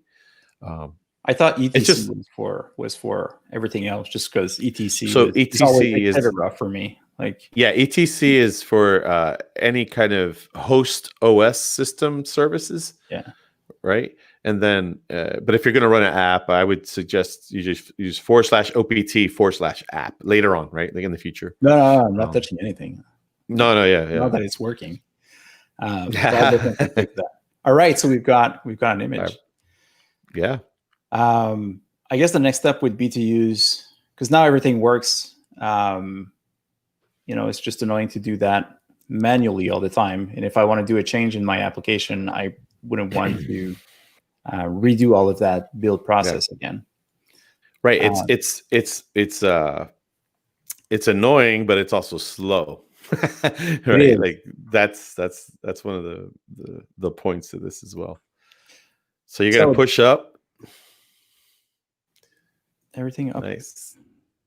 You're pushing your code now to master on the GitHub? Yes. Nice. Okay. So now the next step would be to automate that, I guess. Make it quicker and, well, just to avoid missing steps as well, and trying to figure out why it's not working. So that's where Circle CI would come into play. Yeah. Awesome. Now I will need a little bit of help from you from now on. Well, not that you haven't been useful since the beginning, but hey man, I like to see other people drive, and I can drive from the side. What's it? All right. Monday morning quarterback or whatever. Backseat driver. That's what I was looking for. Cool. Yeah. So yeah, with Circle CI now, you saw how we were doing it manually, right? So everybody, the two people watching, saw how we were doing it manually. And the next step here would be to not do it manually. And the way you would do that is, as developers, right? We work primarily with our version control systems. So when we get to a point where we feel that the code is in a good place, the work that we've done is stable. Now we want to run some tests on it, or maybe we just want to package it into a Docker container, like this example. Mm-hmm. So you would use a continuous integration, continuous delivery system like Circle CI, and what we offer is the ability to. It's very similar to OpenShift in a concept of, you don't have to manage infrastructure. Right. So if you wanted to implement a CI/CD system, maybe in your own home lab or something, you would have to download some, CI/CD software. You would then have to configure it, install it, configure it, and then maintain that configuration, patching it for security, all that stuff. Right. With Circle CI, developers don't have to worry about that. We offer up all of the resources that you need, like runtimes, servers, all hidden from the developer. And the way you control all of that functionality is through this YAML code, which is what we call a configuration file. So similar to like how you saw the OpenShift and Kubernetes manifests that Joel was showing us earlier, we have the same thing in Circle CI. But in this case, what we're doing is creating basically what we call a pipeline. So these are segmented pieces of execution or commands that we want to run in a certain way, right? To kind of have an end verdict of either pass or fail. So so let's talk about connecting Circle CI to this project that Joel has made on GitHub. Right now, we support connecting to two different version control systems. One is GitHub, and the other one is Bitbucket. But our product teams are working really hard on diversifying those connections to different version control systems, like GitLab. Right, we're going to have something for that coming in the near future. And yeah, so there's going to be other connections to version control systems as well. But so let's go ahead and. First thing you need to do is connect the project, which Joel already did. He saw a list, right? So we just do a callback to Circle CI, does a callback to GitHub, sees, okay, he has all these, this user has so many projects, and then you just pick and make that connection. Now, the next step in this process is to create the configuration file. Luckily for us, we have CircleCI gives you a default kind of thing to run, right? I would say we could do something like hello world or whatever, but I prefer to just start to bypass this right now, and let's just make a configuration file from scratch inside of the project. So if you want to go back to your code. Yes, code. Yeah. We can create a new folder in this platform. Now, the way so CircleCI will look for these configuration files in a folder called .circleci off of the root in your main project. So as you can see, Joa's building that now. And then within that folder, what we look for is a YAML file. I would just put the YAML file in there. Huh? Okay. I wasn't sure if it actually created the folder already for me or. No, you have to. Yeah, you have to push it all up together. But then the next step would be to add the file where all of your directives in your pipeline configuration lives. So inside of that folder, we would create a new file called config.yml. No, YML. Oh, really? You don't take the A? They don't take the A. This is like, if you go into the CircleCI forum, it will, it will be like, there's a whole thing there. Yeah. All right. I'll do a request for. Yeah. Oh, you could join the club, but yeah, there's a lot. Okay. So we've got our file. Yeah. So right. So now you have your file. Now, since this is being basically processed on the CircleCI platform, the first line in this should be a version line. And then, 2.1 is great. So once you have that, there's concepts in CircleCI.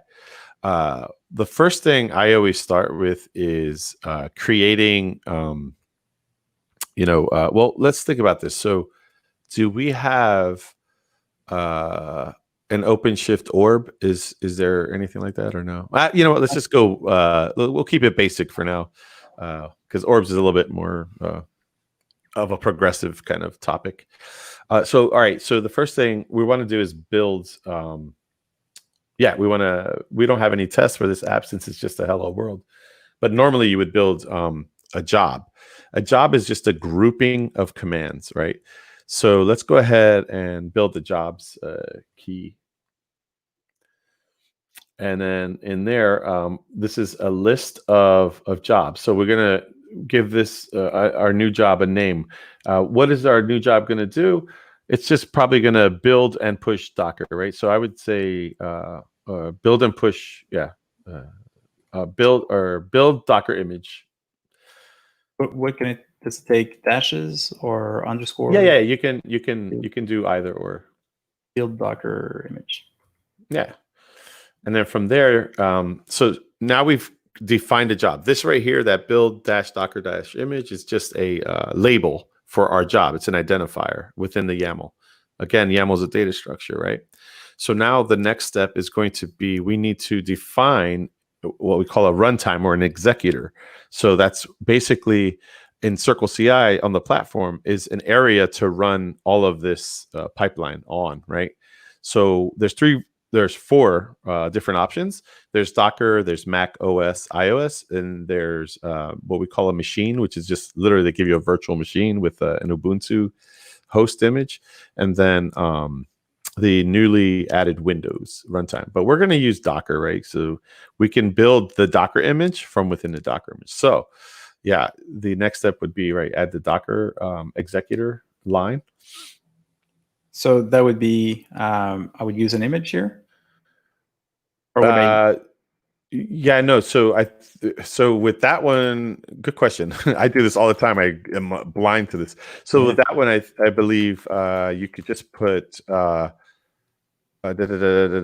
it's Docker, and then so I think you take that dash out, and just put Docker : and then I would use the Circle CI node. Actually, you know what? We could use the orb.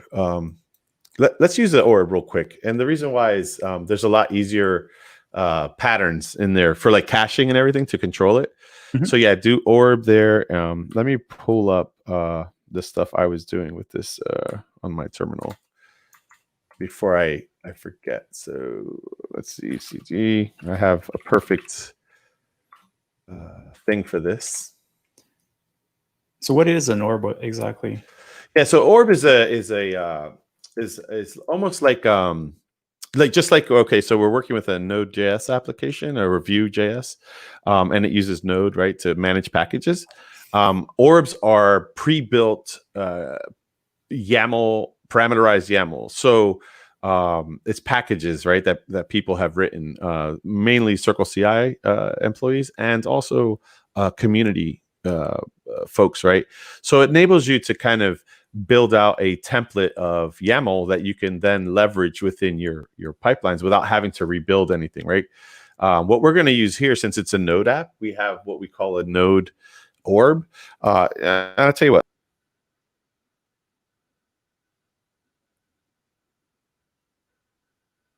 Oops.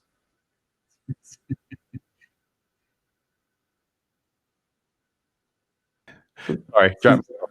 It seems like you weren't happy about what I was doing there. There you go. Lefty solo, lefty solo.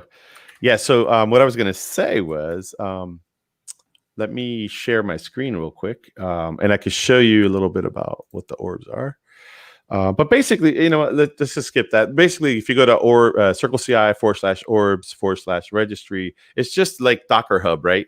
And npm. You have a ton of packaged up, prepackaged up configuration, and it just helps you implement functionality from other vendors or other projects easily into your thing. What we create, anything you see with Circle CI in front of it is maintained by us, and what we're going to use is that node configuration, right?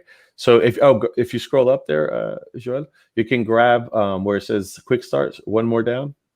Just grab that line right there, right? Copy that code, and then paste it right into your application or into your config, yeah. And actually take that orbs up top, and that what you're doing saying here is almost like that include statement in the Docker run file is saying, hey, I want to use this orb, right? So it'll pull that in at runtime. Now, if you go back to the documentation, we can actually implement this a little easier and talk about. And by the way, this adds like automatic caching, right? So you're asking like, why would I do that? Mm-hmm. And here's like, yeah, here's the what do you call it?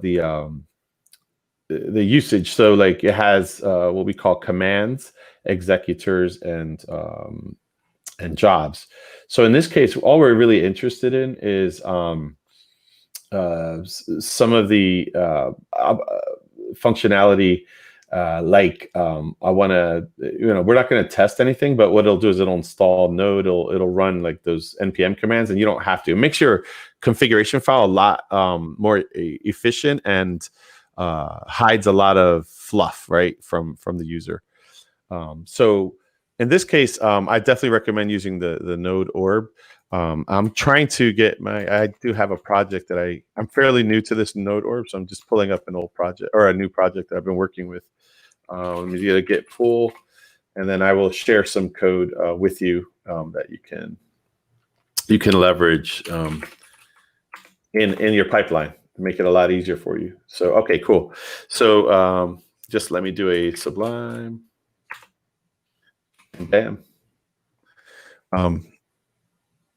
Yeah, I'm kind of old school. I use old school Sublime Text, depending on, I mean, Visual Studio Code, all that, it's fine, but I like some Sublime action.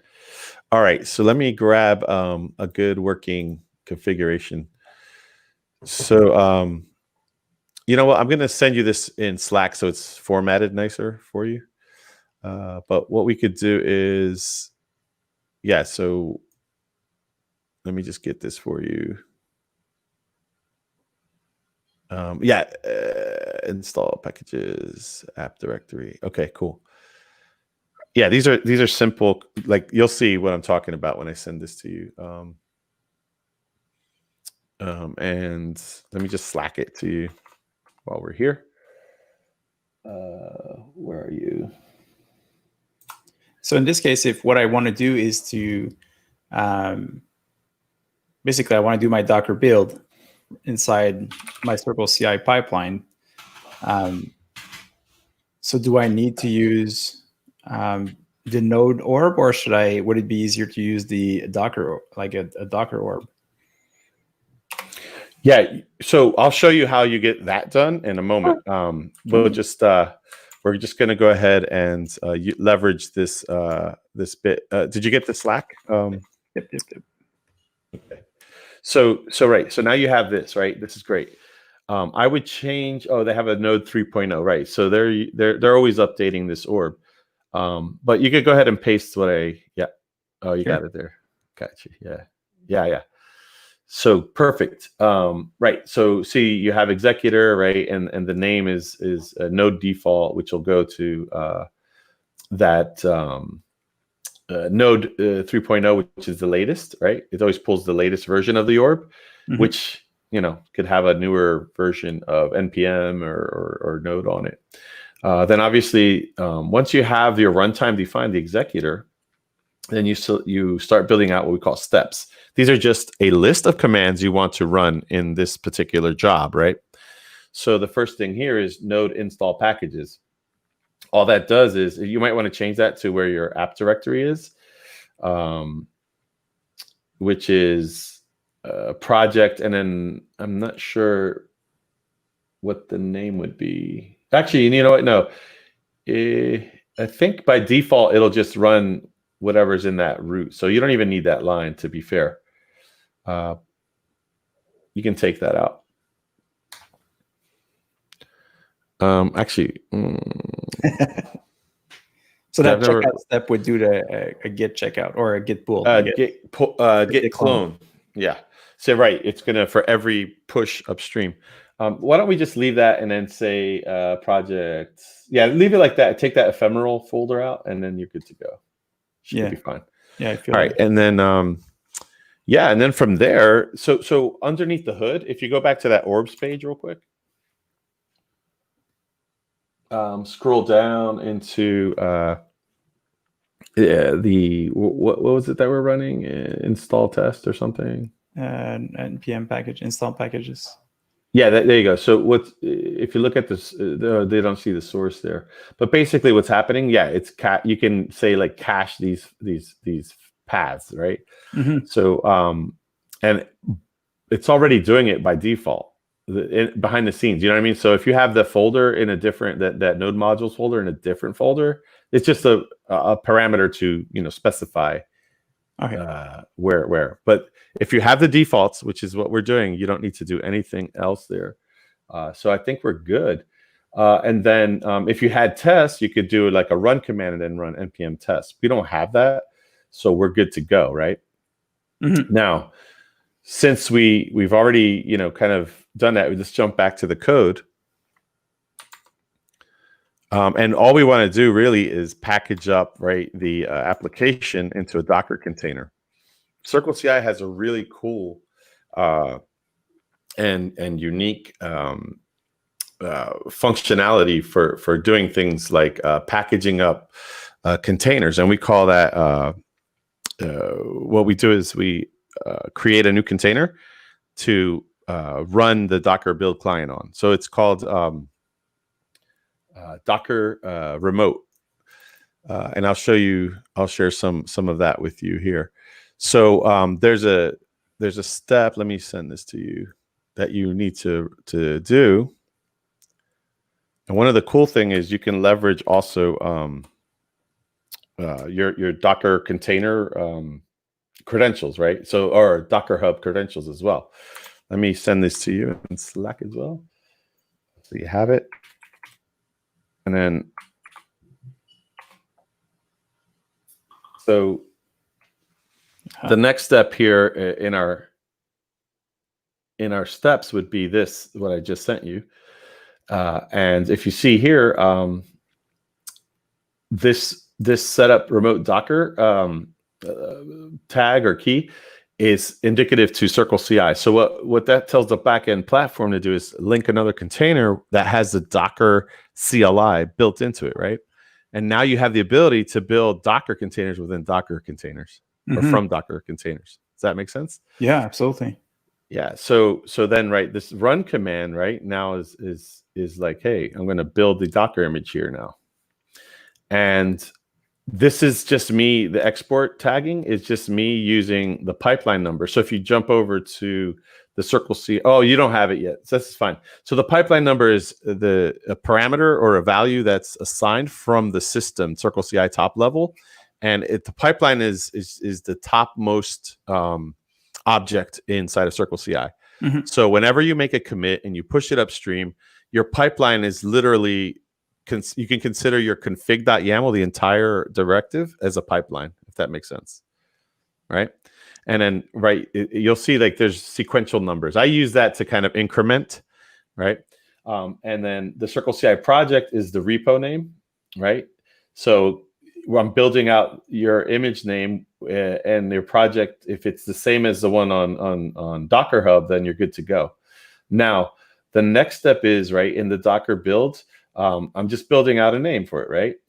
The first T tag is the image name without it'll be the latest tag, and then the second one is right based off of that tag image. So trying to give it like a minor, major type situation, right, for the label.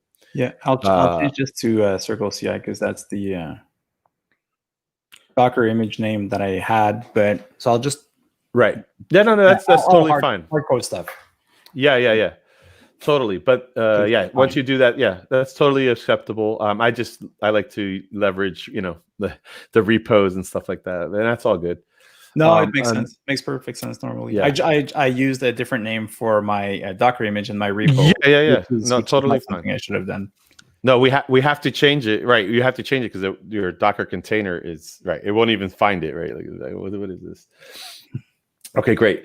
So yeah, and then the next step is to build, right? Obviously, and then and by the way, that tag is just using that Docker file inside of your project. And then also now this is interesting because the Docker client, in order for you to kind of log into the service, the hub.docker.com service, you kind of have to do this way so you don't expose any kind of credentials, right?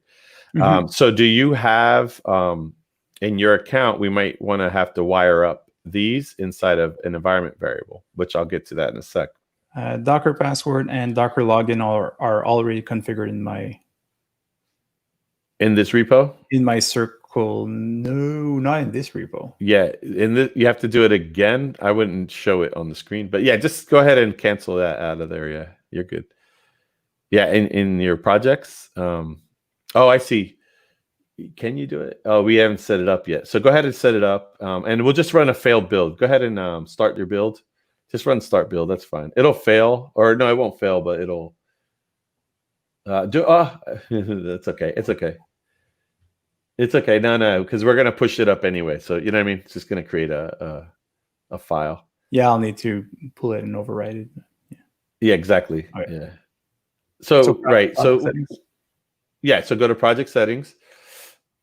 And then just create those environment variables in the environment variables section up top. Yep. And then, yeah.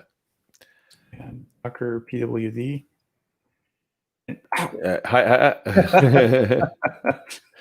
Yeah. Go do that somewhere else, man. Okay, Docker PWD. I'll tell you what, let me remove you. Actually, I've removed your screen. I removed your screen, so you're not visible when you're done. Good thing, because I use the same password everywhere, right? Oh no, it's a joke. It's a joke. Just kidding. I thought it would. I'm surprised. I thought it would actually obfuscate those, or put some stars instead of the value there. But well, that was coming off of your cache, your browser cache. Yeah, but even when I added a new variable here, oh yeah, it still shows clear. up. Yeah. Well, you know, It's there. All right, perfect. We've got it. you're good to go. All right. Yeah. So so we can just go to overview, I guess overview, or at least go or X out. Just hit escape. It'll take you out of there. One more time. Yep. Or X out. Yeah. Next. There you go. All right. right. So we've you got a successful build. Welcome build. All right, that's cool. Who cares? All right. So let's go back to the code.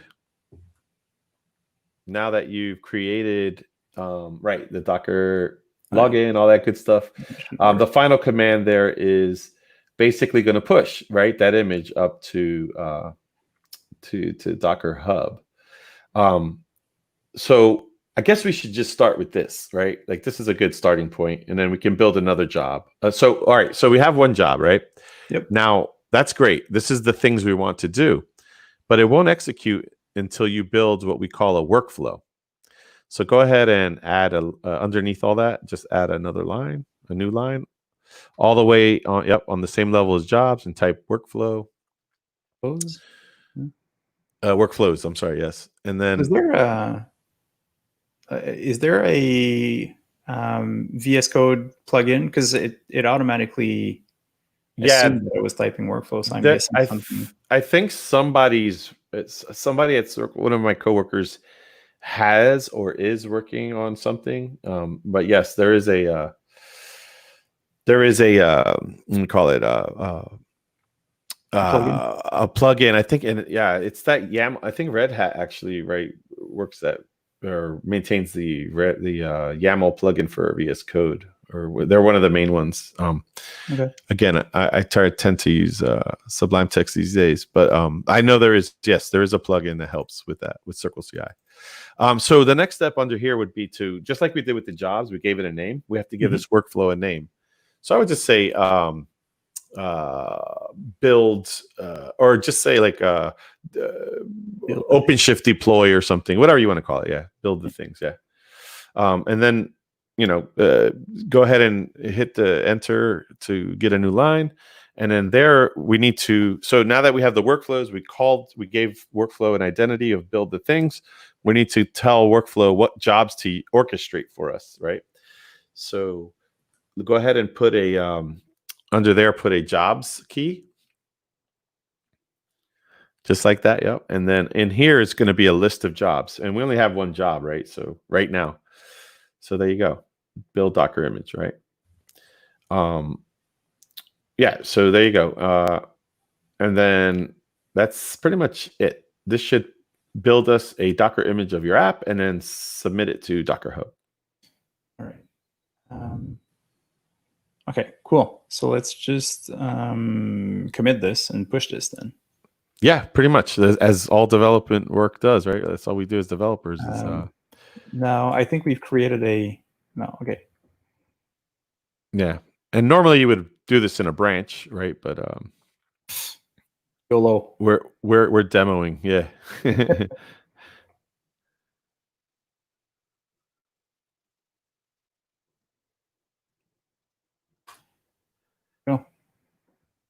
And then you can go ahead and travel back over to the Circle CI dashboard. And click into it, and you can see your workflow, your single stage workflow doing some work, hopefully. Build Docker image. The steps. It's queued. That means the system, this should be not queued, but nope. Okay. There it is. Okay. So yeah, this is when it's queued, that means the backend platform is setting up an environment for you, probably because it's the first time this project's been there. So it's kind of doing all the backend plug and play things. But if you can see, right, it's restoring cache, which means, it's pulling down things. Remember, I was talking about how the first time you run this is going to be the longest when it does that. But see, that node orb, normally you would have to say restore cache, do all these things. That node orb already does it for you. It's like hiding it from you behind the scenes. Also, that's really what's happening there. Yeah, exactly. So now you have all of that restored, that cache, or those NPM modules cached automatically, right? That's pretty cool. And now it's building your Docker image, right? So imagine in the future now, all you really have to do is just change your Docker file. Remember all those permission problems, and then push it, and our system will take care of it. Push that code over to Docker Hub, and then the next job hopefully we'll build is a deployment job to OpenShift. Yeah. Yep. Awesome. So why don't we go ahead and check Docker Hub. So we can start putting a new step in, or would we put a new step or a new job? I would. You could actually, if you just want to do a build and deploy, you could do that. Let's do that instead, because if we put a new job, then we got to repeat a lot of the node stuff. Just another step then. Yeah, another step, right? And then just do a run command. Run. And then from there, so I guess we're gonna have to install the OpenShift CLI tool, right? Yeah. That I know. And then, yeah, you go. Yeah. So then, right, you may need some. I would push it in one. Because I'll need to install some. I'll need to download the file. So does it make sense to use the temp folder here? So yeah, no, yeah, you could do it wherever you want. It doesn't matter. Yeah, you could do that temp. It doesn't matter because this is not going to be your image. You know what I mean? This is just. I would indent those one more in the command side. Oh, right. Yeah. All right. Okay, I'll need a OC server environment variable. I'll set that one up. Actually, I could put it here because it doesn't really matter. I mean, ideally, I would put it in my environment variable, but just for the sake of. Well, yeah, you might want to do it in the environment variable because it'll expose it in the logs and stuff. Yeah. If you want, I'll take your screen off. Just tell me when you're ready. No, it's fine. It's just the okay. server there that I've just. I see. But there's going to be credentials you need too, right, for that, or do you have them already? Huh. You're going to need like API key or something like to authenticate somehow, right? To push. Yeah, I'm using my GitHub credentials for this server, so I'm not sure how that will work. Oh wait, you are? Mm-hmm. Oh, so is there the OCI client should have a way to authenticate? I think there's a way to do it. All right, let's cross that bridge when we get there. Right. I'll get the server here and go back to Circle CI. Where is oh, there it is. So this, by the way, was a success. So that first one worked. Oh, so if we go to Docker Hub, let's just check it real quick just to see your awesome work running in hub.docker. And then we can see the version. So there should be tags now. Yeah, 3 minutes ago. Yeah, you should have like see that 222 tag or whatever. Yeah, and that's your second build of that project because the pipeline number, right, incremented it. Yeah, nice. Good. That worked. That's good. Yeah. So I'm always surprised when something works. Well, I mean, the hard part is getting those containers up and running, and then once you have that, then the other hard parts are putting together the getting the integrations into other things working, right? Like that's always a big pain in the ass, but fun stuff. Yeah. Okay, so I think that's it for my server. So now I'll do wget. Where's my code? All right, so I can fetch that file, oc.tar, and that command line is actually on my just server, so that's convenient there. And now I'll untar this. I'm looking up the authentication for the CLI tool while you're doing that, just to try to see how people are doing it. What exactly you need. I think I can use a token. Yeah, it says a token that we about Yeah. page All right. for Windows. All right. So I've got my tool installed, and I'll just create this other step for import to OpenShift.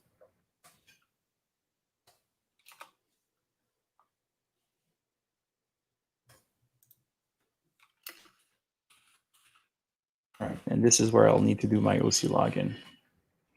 I go to OpenShift. Actually, we have an orb for this. Oh yeah, I'm just looking at it right now. Yeah, why don't we try doing that? I mean, shit. Yeah. I think server ad. Yeah, let's. So if you go to that registry site on Circle CI, yeah, they have an orb up. A deployment. There's I guess that would be the deployment, right? So there's a job. Yeah, there's a job called deploy to cluster. I'm just looking at it. We're not going to create a local cluster, but we're going to deployment. So yeah, so grab that Red Hat OpenShift orb, and you can just. I should have checked before. And by the way, the certified stuff is maintained by the Circle CI. Now you don't need you just need that one line, because we already have the orbs key. It's just a list of, yeah. If you go back to your code, paste that. Awesome. This is great. I didn't realize I should have looked earlier. Next time I will. There you go. Okay, so now we've got the orb. So in theory, I don't need this step anymore. No, right. Exactly. Yeah, you don't need it. Well, you could. I wouldn't get rid. Let me see where we're at. The deployment. Yeah, I wouldn't get rid of the run part. So yeah, you could do like install OC, and do you? Well, let me see here. Deploy an application to an existing OpenShift cluster with kubectl. That's one way to do it. Install OpenShift, log in, and update. How do you just run the OC commands? Is that how you would do it? I was gonna run the OC command just to copy the image over to the okay. So I'm looking. Yeah, I'm looking at the install. Who cares about that? Log in and update config. So there's nothing required except for the OpenShift platform. There's no passwords, server addresses required. And then, yeah. Yeah, I guess you would know how all this works, right? On the back end. Yeah, so it's all the authentication. So this is how I would log in.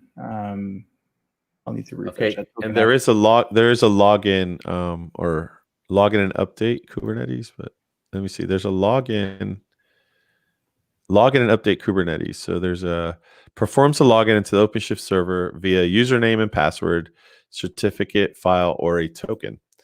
Upon a successful login, the kubectl configuration file will be updated with OpenShift cluster access credentials. Does that make sense to you?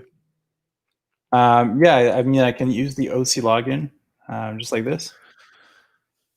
Or was there a way so I think so the first thing I think we need to do is, if you're going to do that, then I would suggest we use the install OpenShift CLI command, right?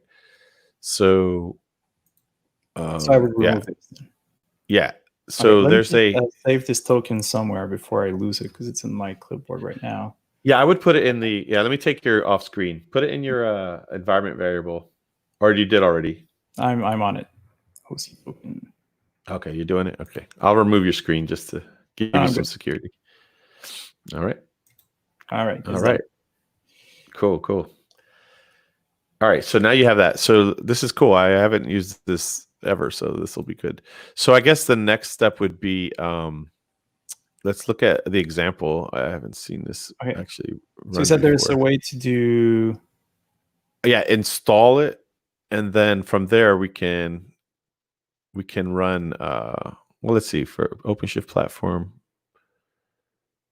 and then okay. So this is good. All right. So I think what we want to do here is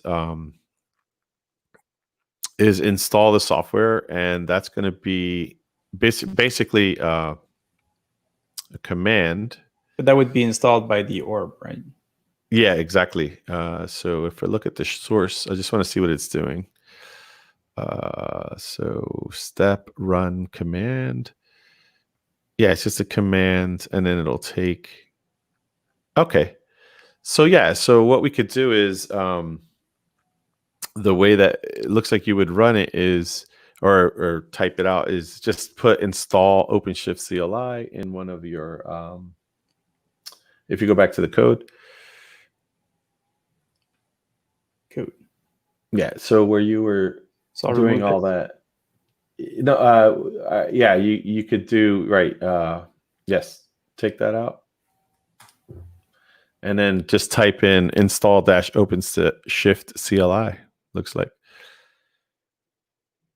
And by the way, you can verify this with the Circle CI validator or CLI tool. We have a Circle CI CLI. I don't know if you have it installed I don't think so. locally, but you can easily get that. But anyway, so what we could do is just do a quick. Yeah, you can do. If you look up, there's another thing you're gonna have to do is get a Circle CI API token for your account. Okay. All right, let's not do that then. Yeah. Anyway, so I think what we have here is good for now. And then once you install then you can do all these things. So just to save some time. See, I can't remember what my project was CO. Yeah. So when you have the thing installed, you can just run all these commands just like this, right? I think it's the same thing anyway. If with the orb, even there's no like packaged up. I thought it would give us a little more leverage, but the install is nice. Save you from all that headache. Yeah, no, it's a lot easier for sure. Yeah.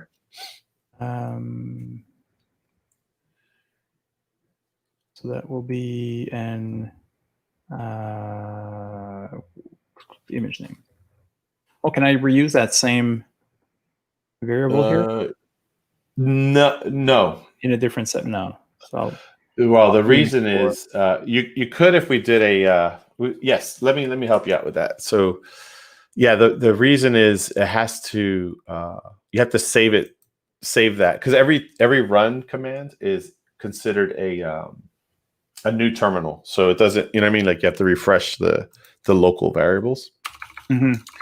But let me I'll bash new something like that. I forget what we always use it, Circle CI. I'll get it for you. There is a way. It just saves it to a file somewhere. So yeah, in the image. The easiest way clearly would be to add that as an environment variable. So I wouldn't hard code this anyways. Well, you could do that at the top level where it says if you scroll up to executor, right? You could put the Docker level environment variables, if that makes sense. But sometimes those things don't work as well either. So that's why I've had trouble. For some reason, they don't propagate over occasionally.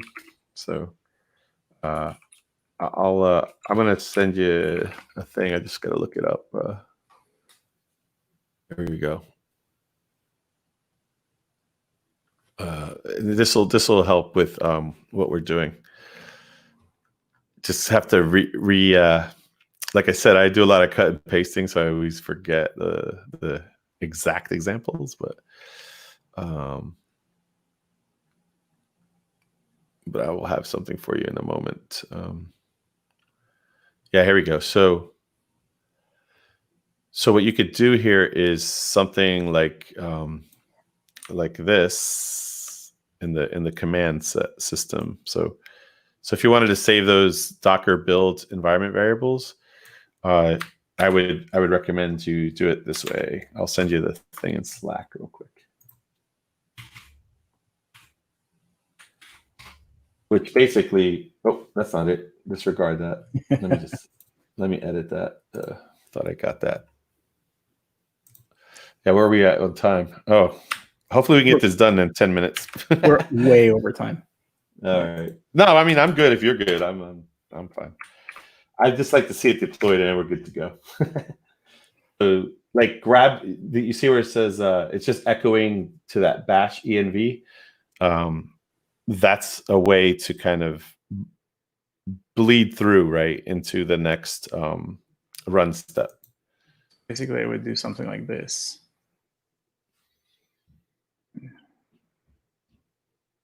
Yeah, I just put the instead of the export tag, I would just say echo export, like yeah. All right. Export. I'll just change this, and we'll export image name. Yeah, I would just wrap that stuff down there, like where you're at.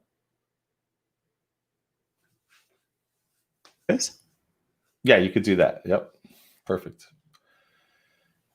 Image name equals circle CI. That makes sense. And then I can remove this because it's automatically going to be yes as part of my environment variables.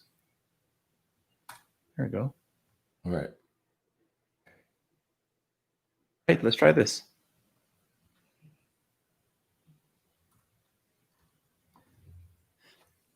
Sorry. Bless you. No worries. All right. Deploy to OpenShift. And now I'll push, and it should automatically trigger a build, right? Oh, yeah, for sure. So you can watch it on all those awesome secrets. The nice thing is all of those things. Oh, what happened? Okay. Yeah, it's that silly orb. All right. So why is that? Let's take a look. It might be we need to add a dash in front of it. Looks like. If you go back to your code. No, yeah, you want to debug there. It's fine. This one? Oh no, we do have an ad. Maybe. Oh, did you add the orb up top? Yeah, I think so. Yep. Yeah, you did. Yeah. Oh, okay. So scroll back down. It should be. Well, wait a minute. Yeah. All right. So we do need to. For that orb. Hold on. Let me look at for that orb, we do need to say Red Hat OpenShift executor. Yeah, you need to do Red Hat OpenShift / then that command. That's the mistake. Oh, Red Hat. Yeah, whatever however we named it up top in the orb. Oh, just like you did here. Yeah, but if you look up top, what the orb, because when you're whatever that is right there, yeah, and then / so it's kind of the namespace, right? So what you're saying is like, hey, here, use this, right? And then I think, that's it. That should be it. Now with the CLI, you could actually, validate that locally before pushing, but that's okay. We got time. Now, if you go to the Circle CI dashboard, I'm actually going to do a stream just kind of showing how to do things with the CLI one day when I get a chance. Yeah, I didn't even know there was a CLI. Yeah, but it's limited in like it doesn't do workflow kind of things, but you can test jobs. See, so hopefully, at least we passed the build error. When you see those build errors, that means there's something wacky going on with the config. So it has like a validation routine, right, to help with that stuff. Hey, man, looks like it's actually building. Yeah. That's good.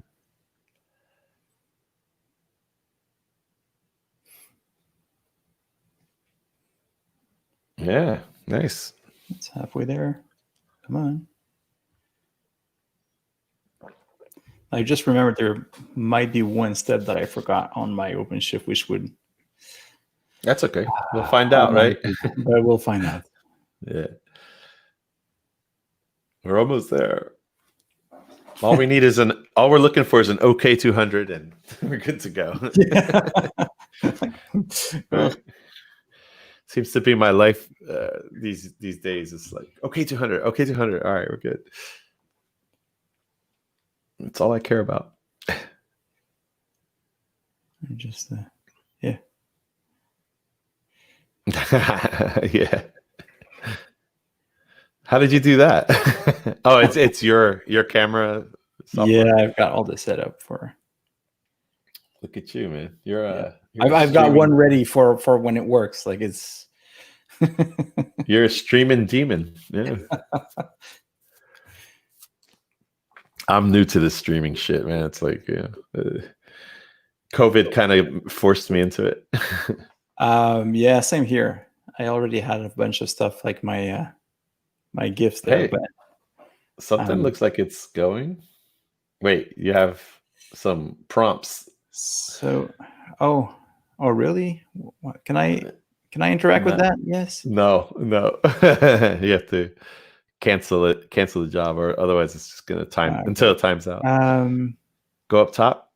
Was that? I'm just trying to figure out. That was my OC login. Yeah, you can go back to it. You just have to cancel that job. I'll need to change my command there. Yeah. Looks like there's like a interactive flag or something should be insecure, skip TLS. Will not be checked. All right, that's. Was it the login that failed or something else? It's the login that failed. As soon as I saw it, yeah. Oh, is that okay? That's the flag too. You have to cancel that job though, so you don't run. The clock is running. Yep. Okay. Did it work? Oh, cancel. Yeah, it stopped. It stopped. Yeah, and then perfect. Just submit that. And then there was another fix you wanted to make, though, right? I just did it. Well, not the login one, but you were saying there was another thing you may needed to add. Oh, no. If that's the case, we'll have to. Okay. I just wanted to start the whole deployment from scratch. I'll just hope that it actually works, and if it doesn't work, we'll have to do a part 2, I guess. Okay. All right. Okay. So this was pushed. Let's go back to here. Yes, running. Yeah, it's like watching paint dry, yeah? Or water. Nah, this is good. This is, it's a lot faster than doing it on your box. That's for sure, right? Sure. Like, well, the Docker building isn't because it's pulling all those layers in, but we do have a feature that's called Docker layer caching. So what that does is we will cache those layers for you. So all of that stuff it's pulling down. So you know what I mean? It'll mount it as if it was a local machine. But that's one of those kind of premium features that you have to pay for, right? Like, so freemium, we don't get it. Well, yeah. Send me credits next time. It'll be faster, and then I can use it for my projects. All right, let me see if I can get some credits for me first, and then then they're in the mail, right? Like, all right, looks like the install is done. Yeah, this ain't the problem, right? But we're getting closer, so we're. And the nice thing is with this automation, once you flush it all out, you know what I mean? It's repeatable, like for other projects. You don't have to really rewrite anything. No, and exactly. Yeah, that's the nice thing about it. And once you're done with this, like you can get back to development and just focus on whatever you're doing. And every time you do a commit or a push, everything is done automatically. Well, that's another, maybe if you wanted to get some Red Hat people involved to build out that orb, it'd be great if it's, built out by the people who own it. It looks like, it looks like something worked. Quickly, gotta go back here. So, well, in theory, in theory, it worked. Yeah. Because we haven't changed anything in the application, I mean, we won't be able to see any changes. Well, it's a new image, right?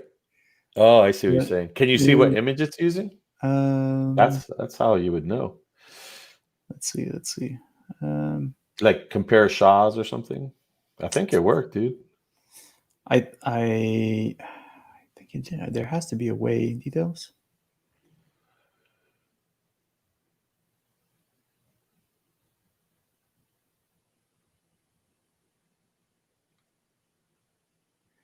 Well, I guess we'll have to assume that. Oh, maybe if I look at the pod. All right, let's go over there. Yeah, if you look at the workloads, it should tell you a lot of details, like what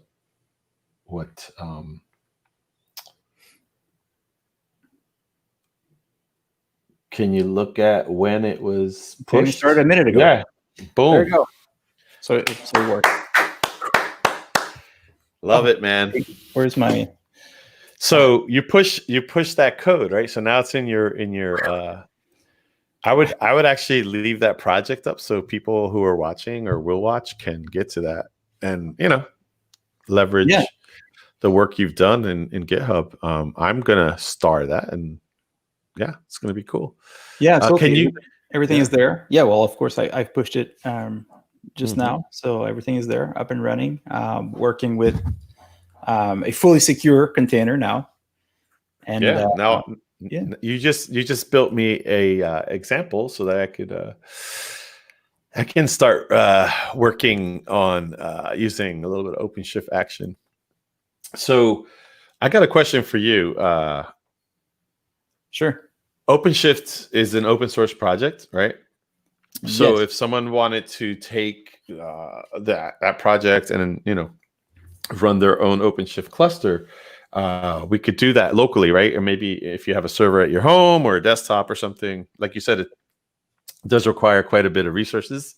But could we also leverage that in like in the cloud or something if someone wanted to pay big money? I guess. It is not cheap to run it in the cloud, but there is it's definitely possible. There's an installer that comes, and it's very easy. I tried it for the first time last week actually, and it's it's out of the command line tool, and it's just like a single command. You put it in your terminal, and it's fire and forget, and everything will run. And it deploys on AWS very easily. If you're an enterprise customer, you can actually have clusters that are managed and pre-configured on just about any major cloud provider nowadays. So that includes IBM Cloud, Azure, AWS. So you can have it pre-configured. Everything is done for you and managed for you.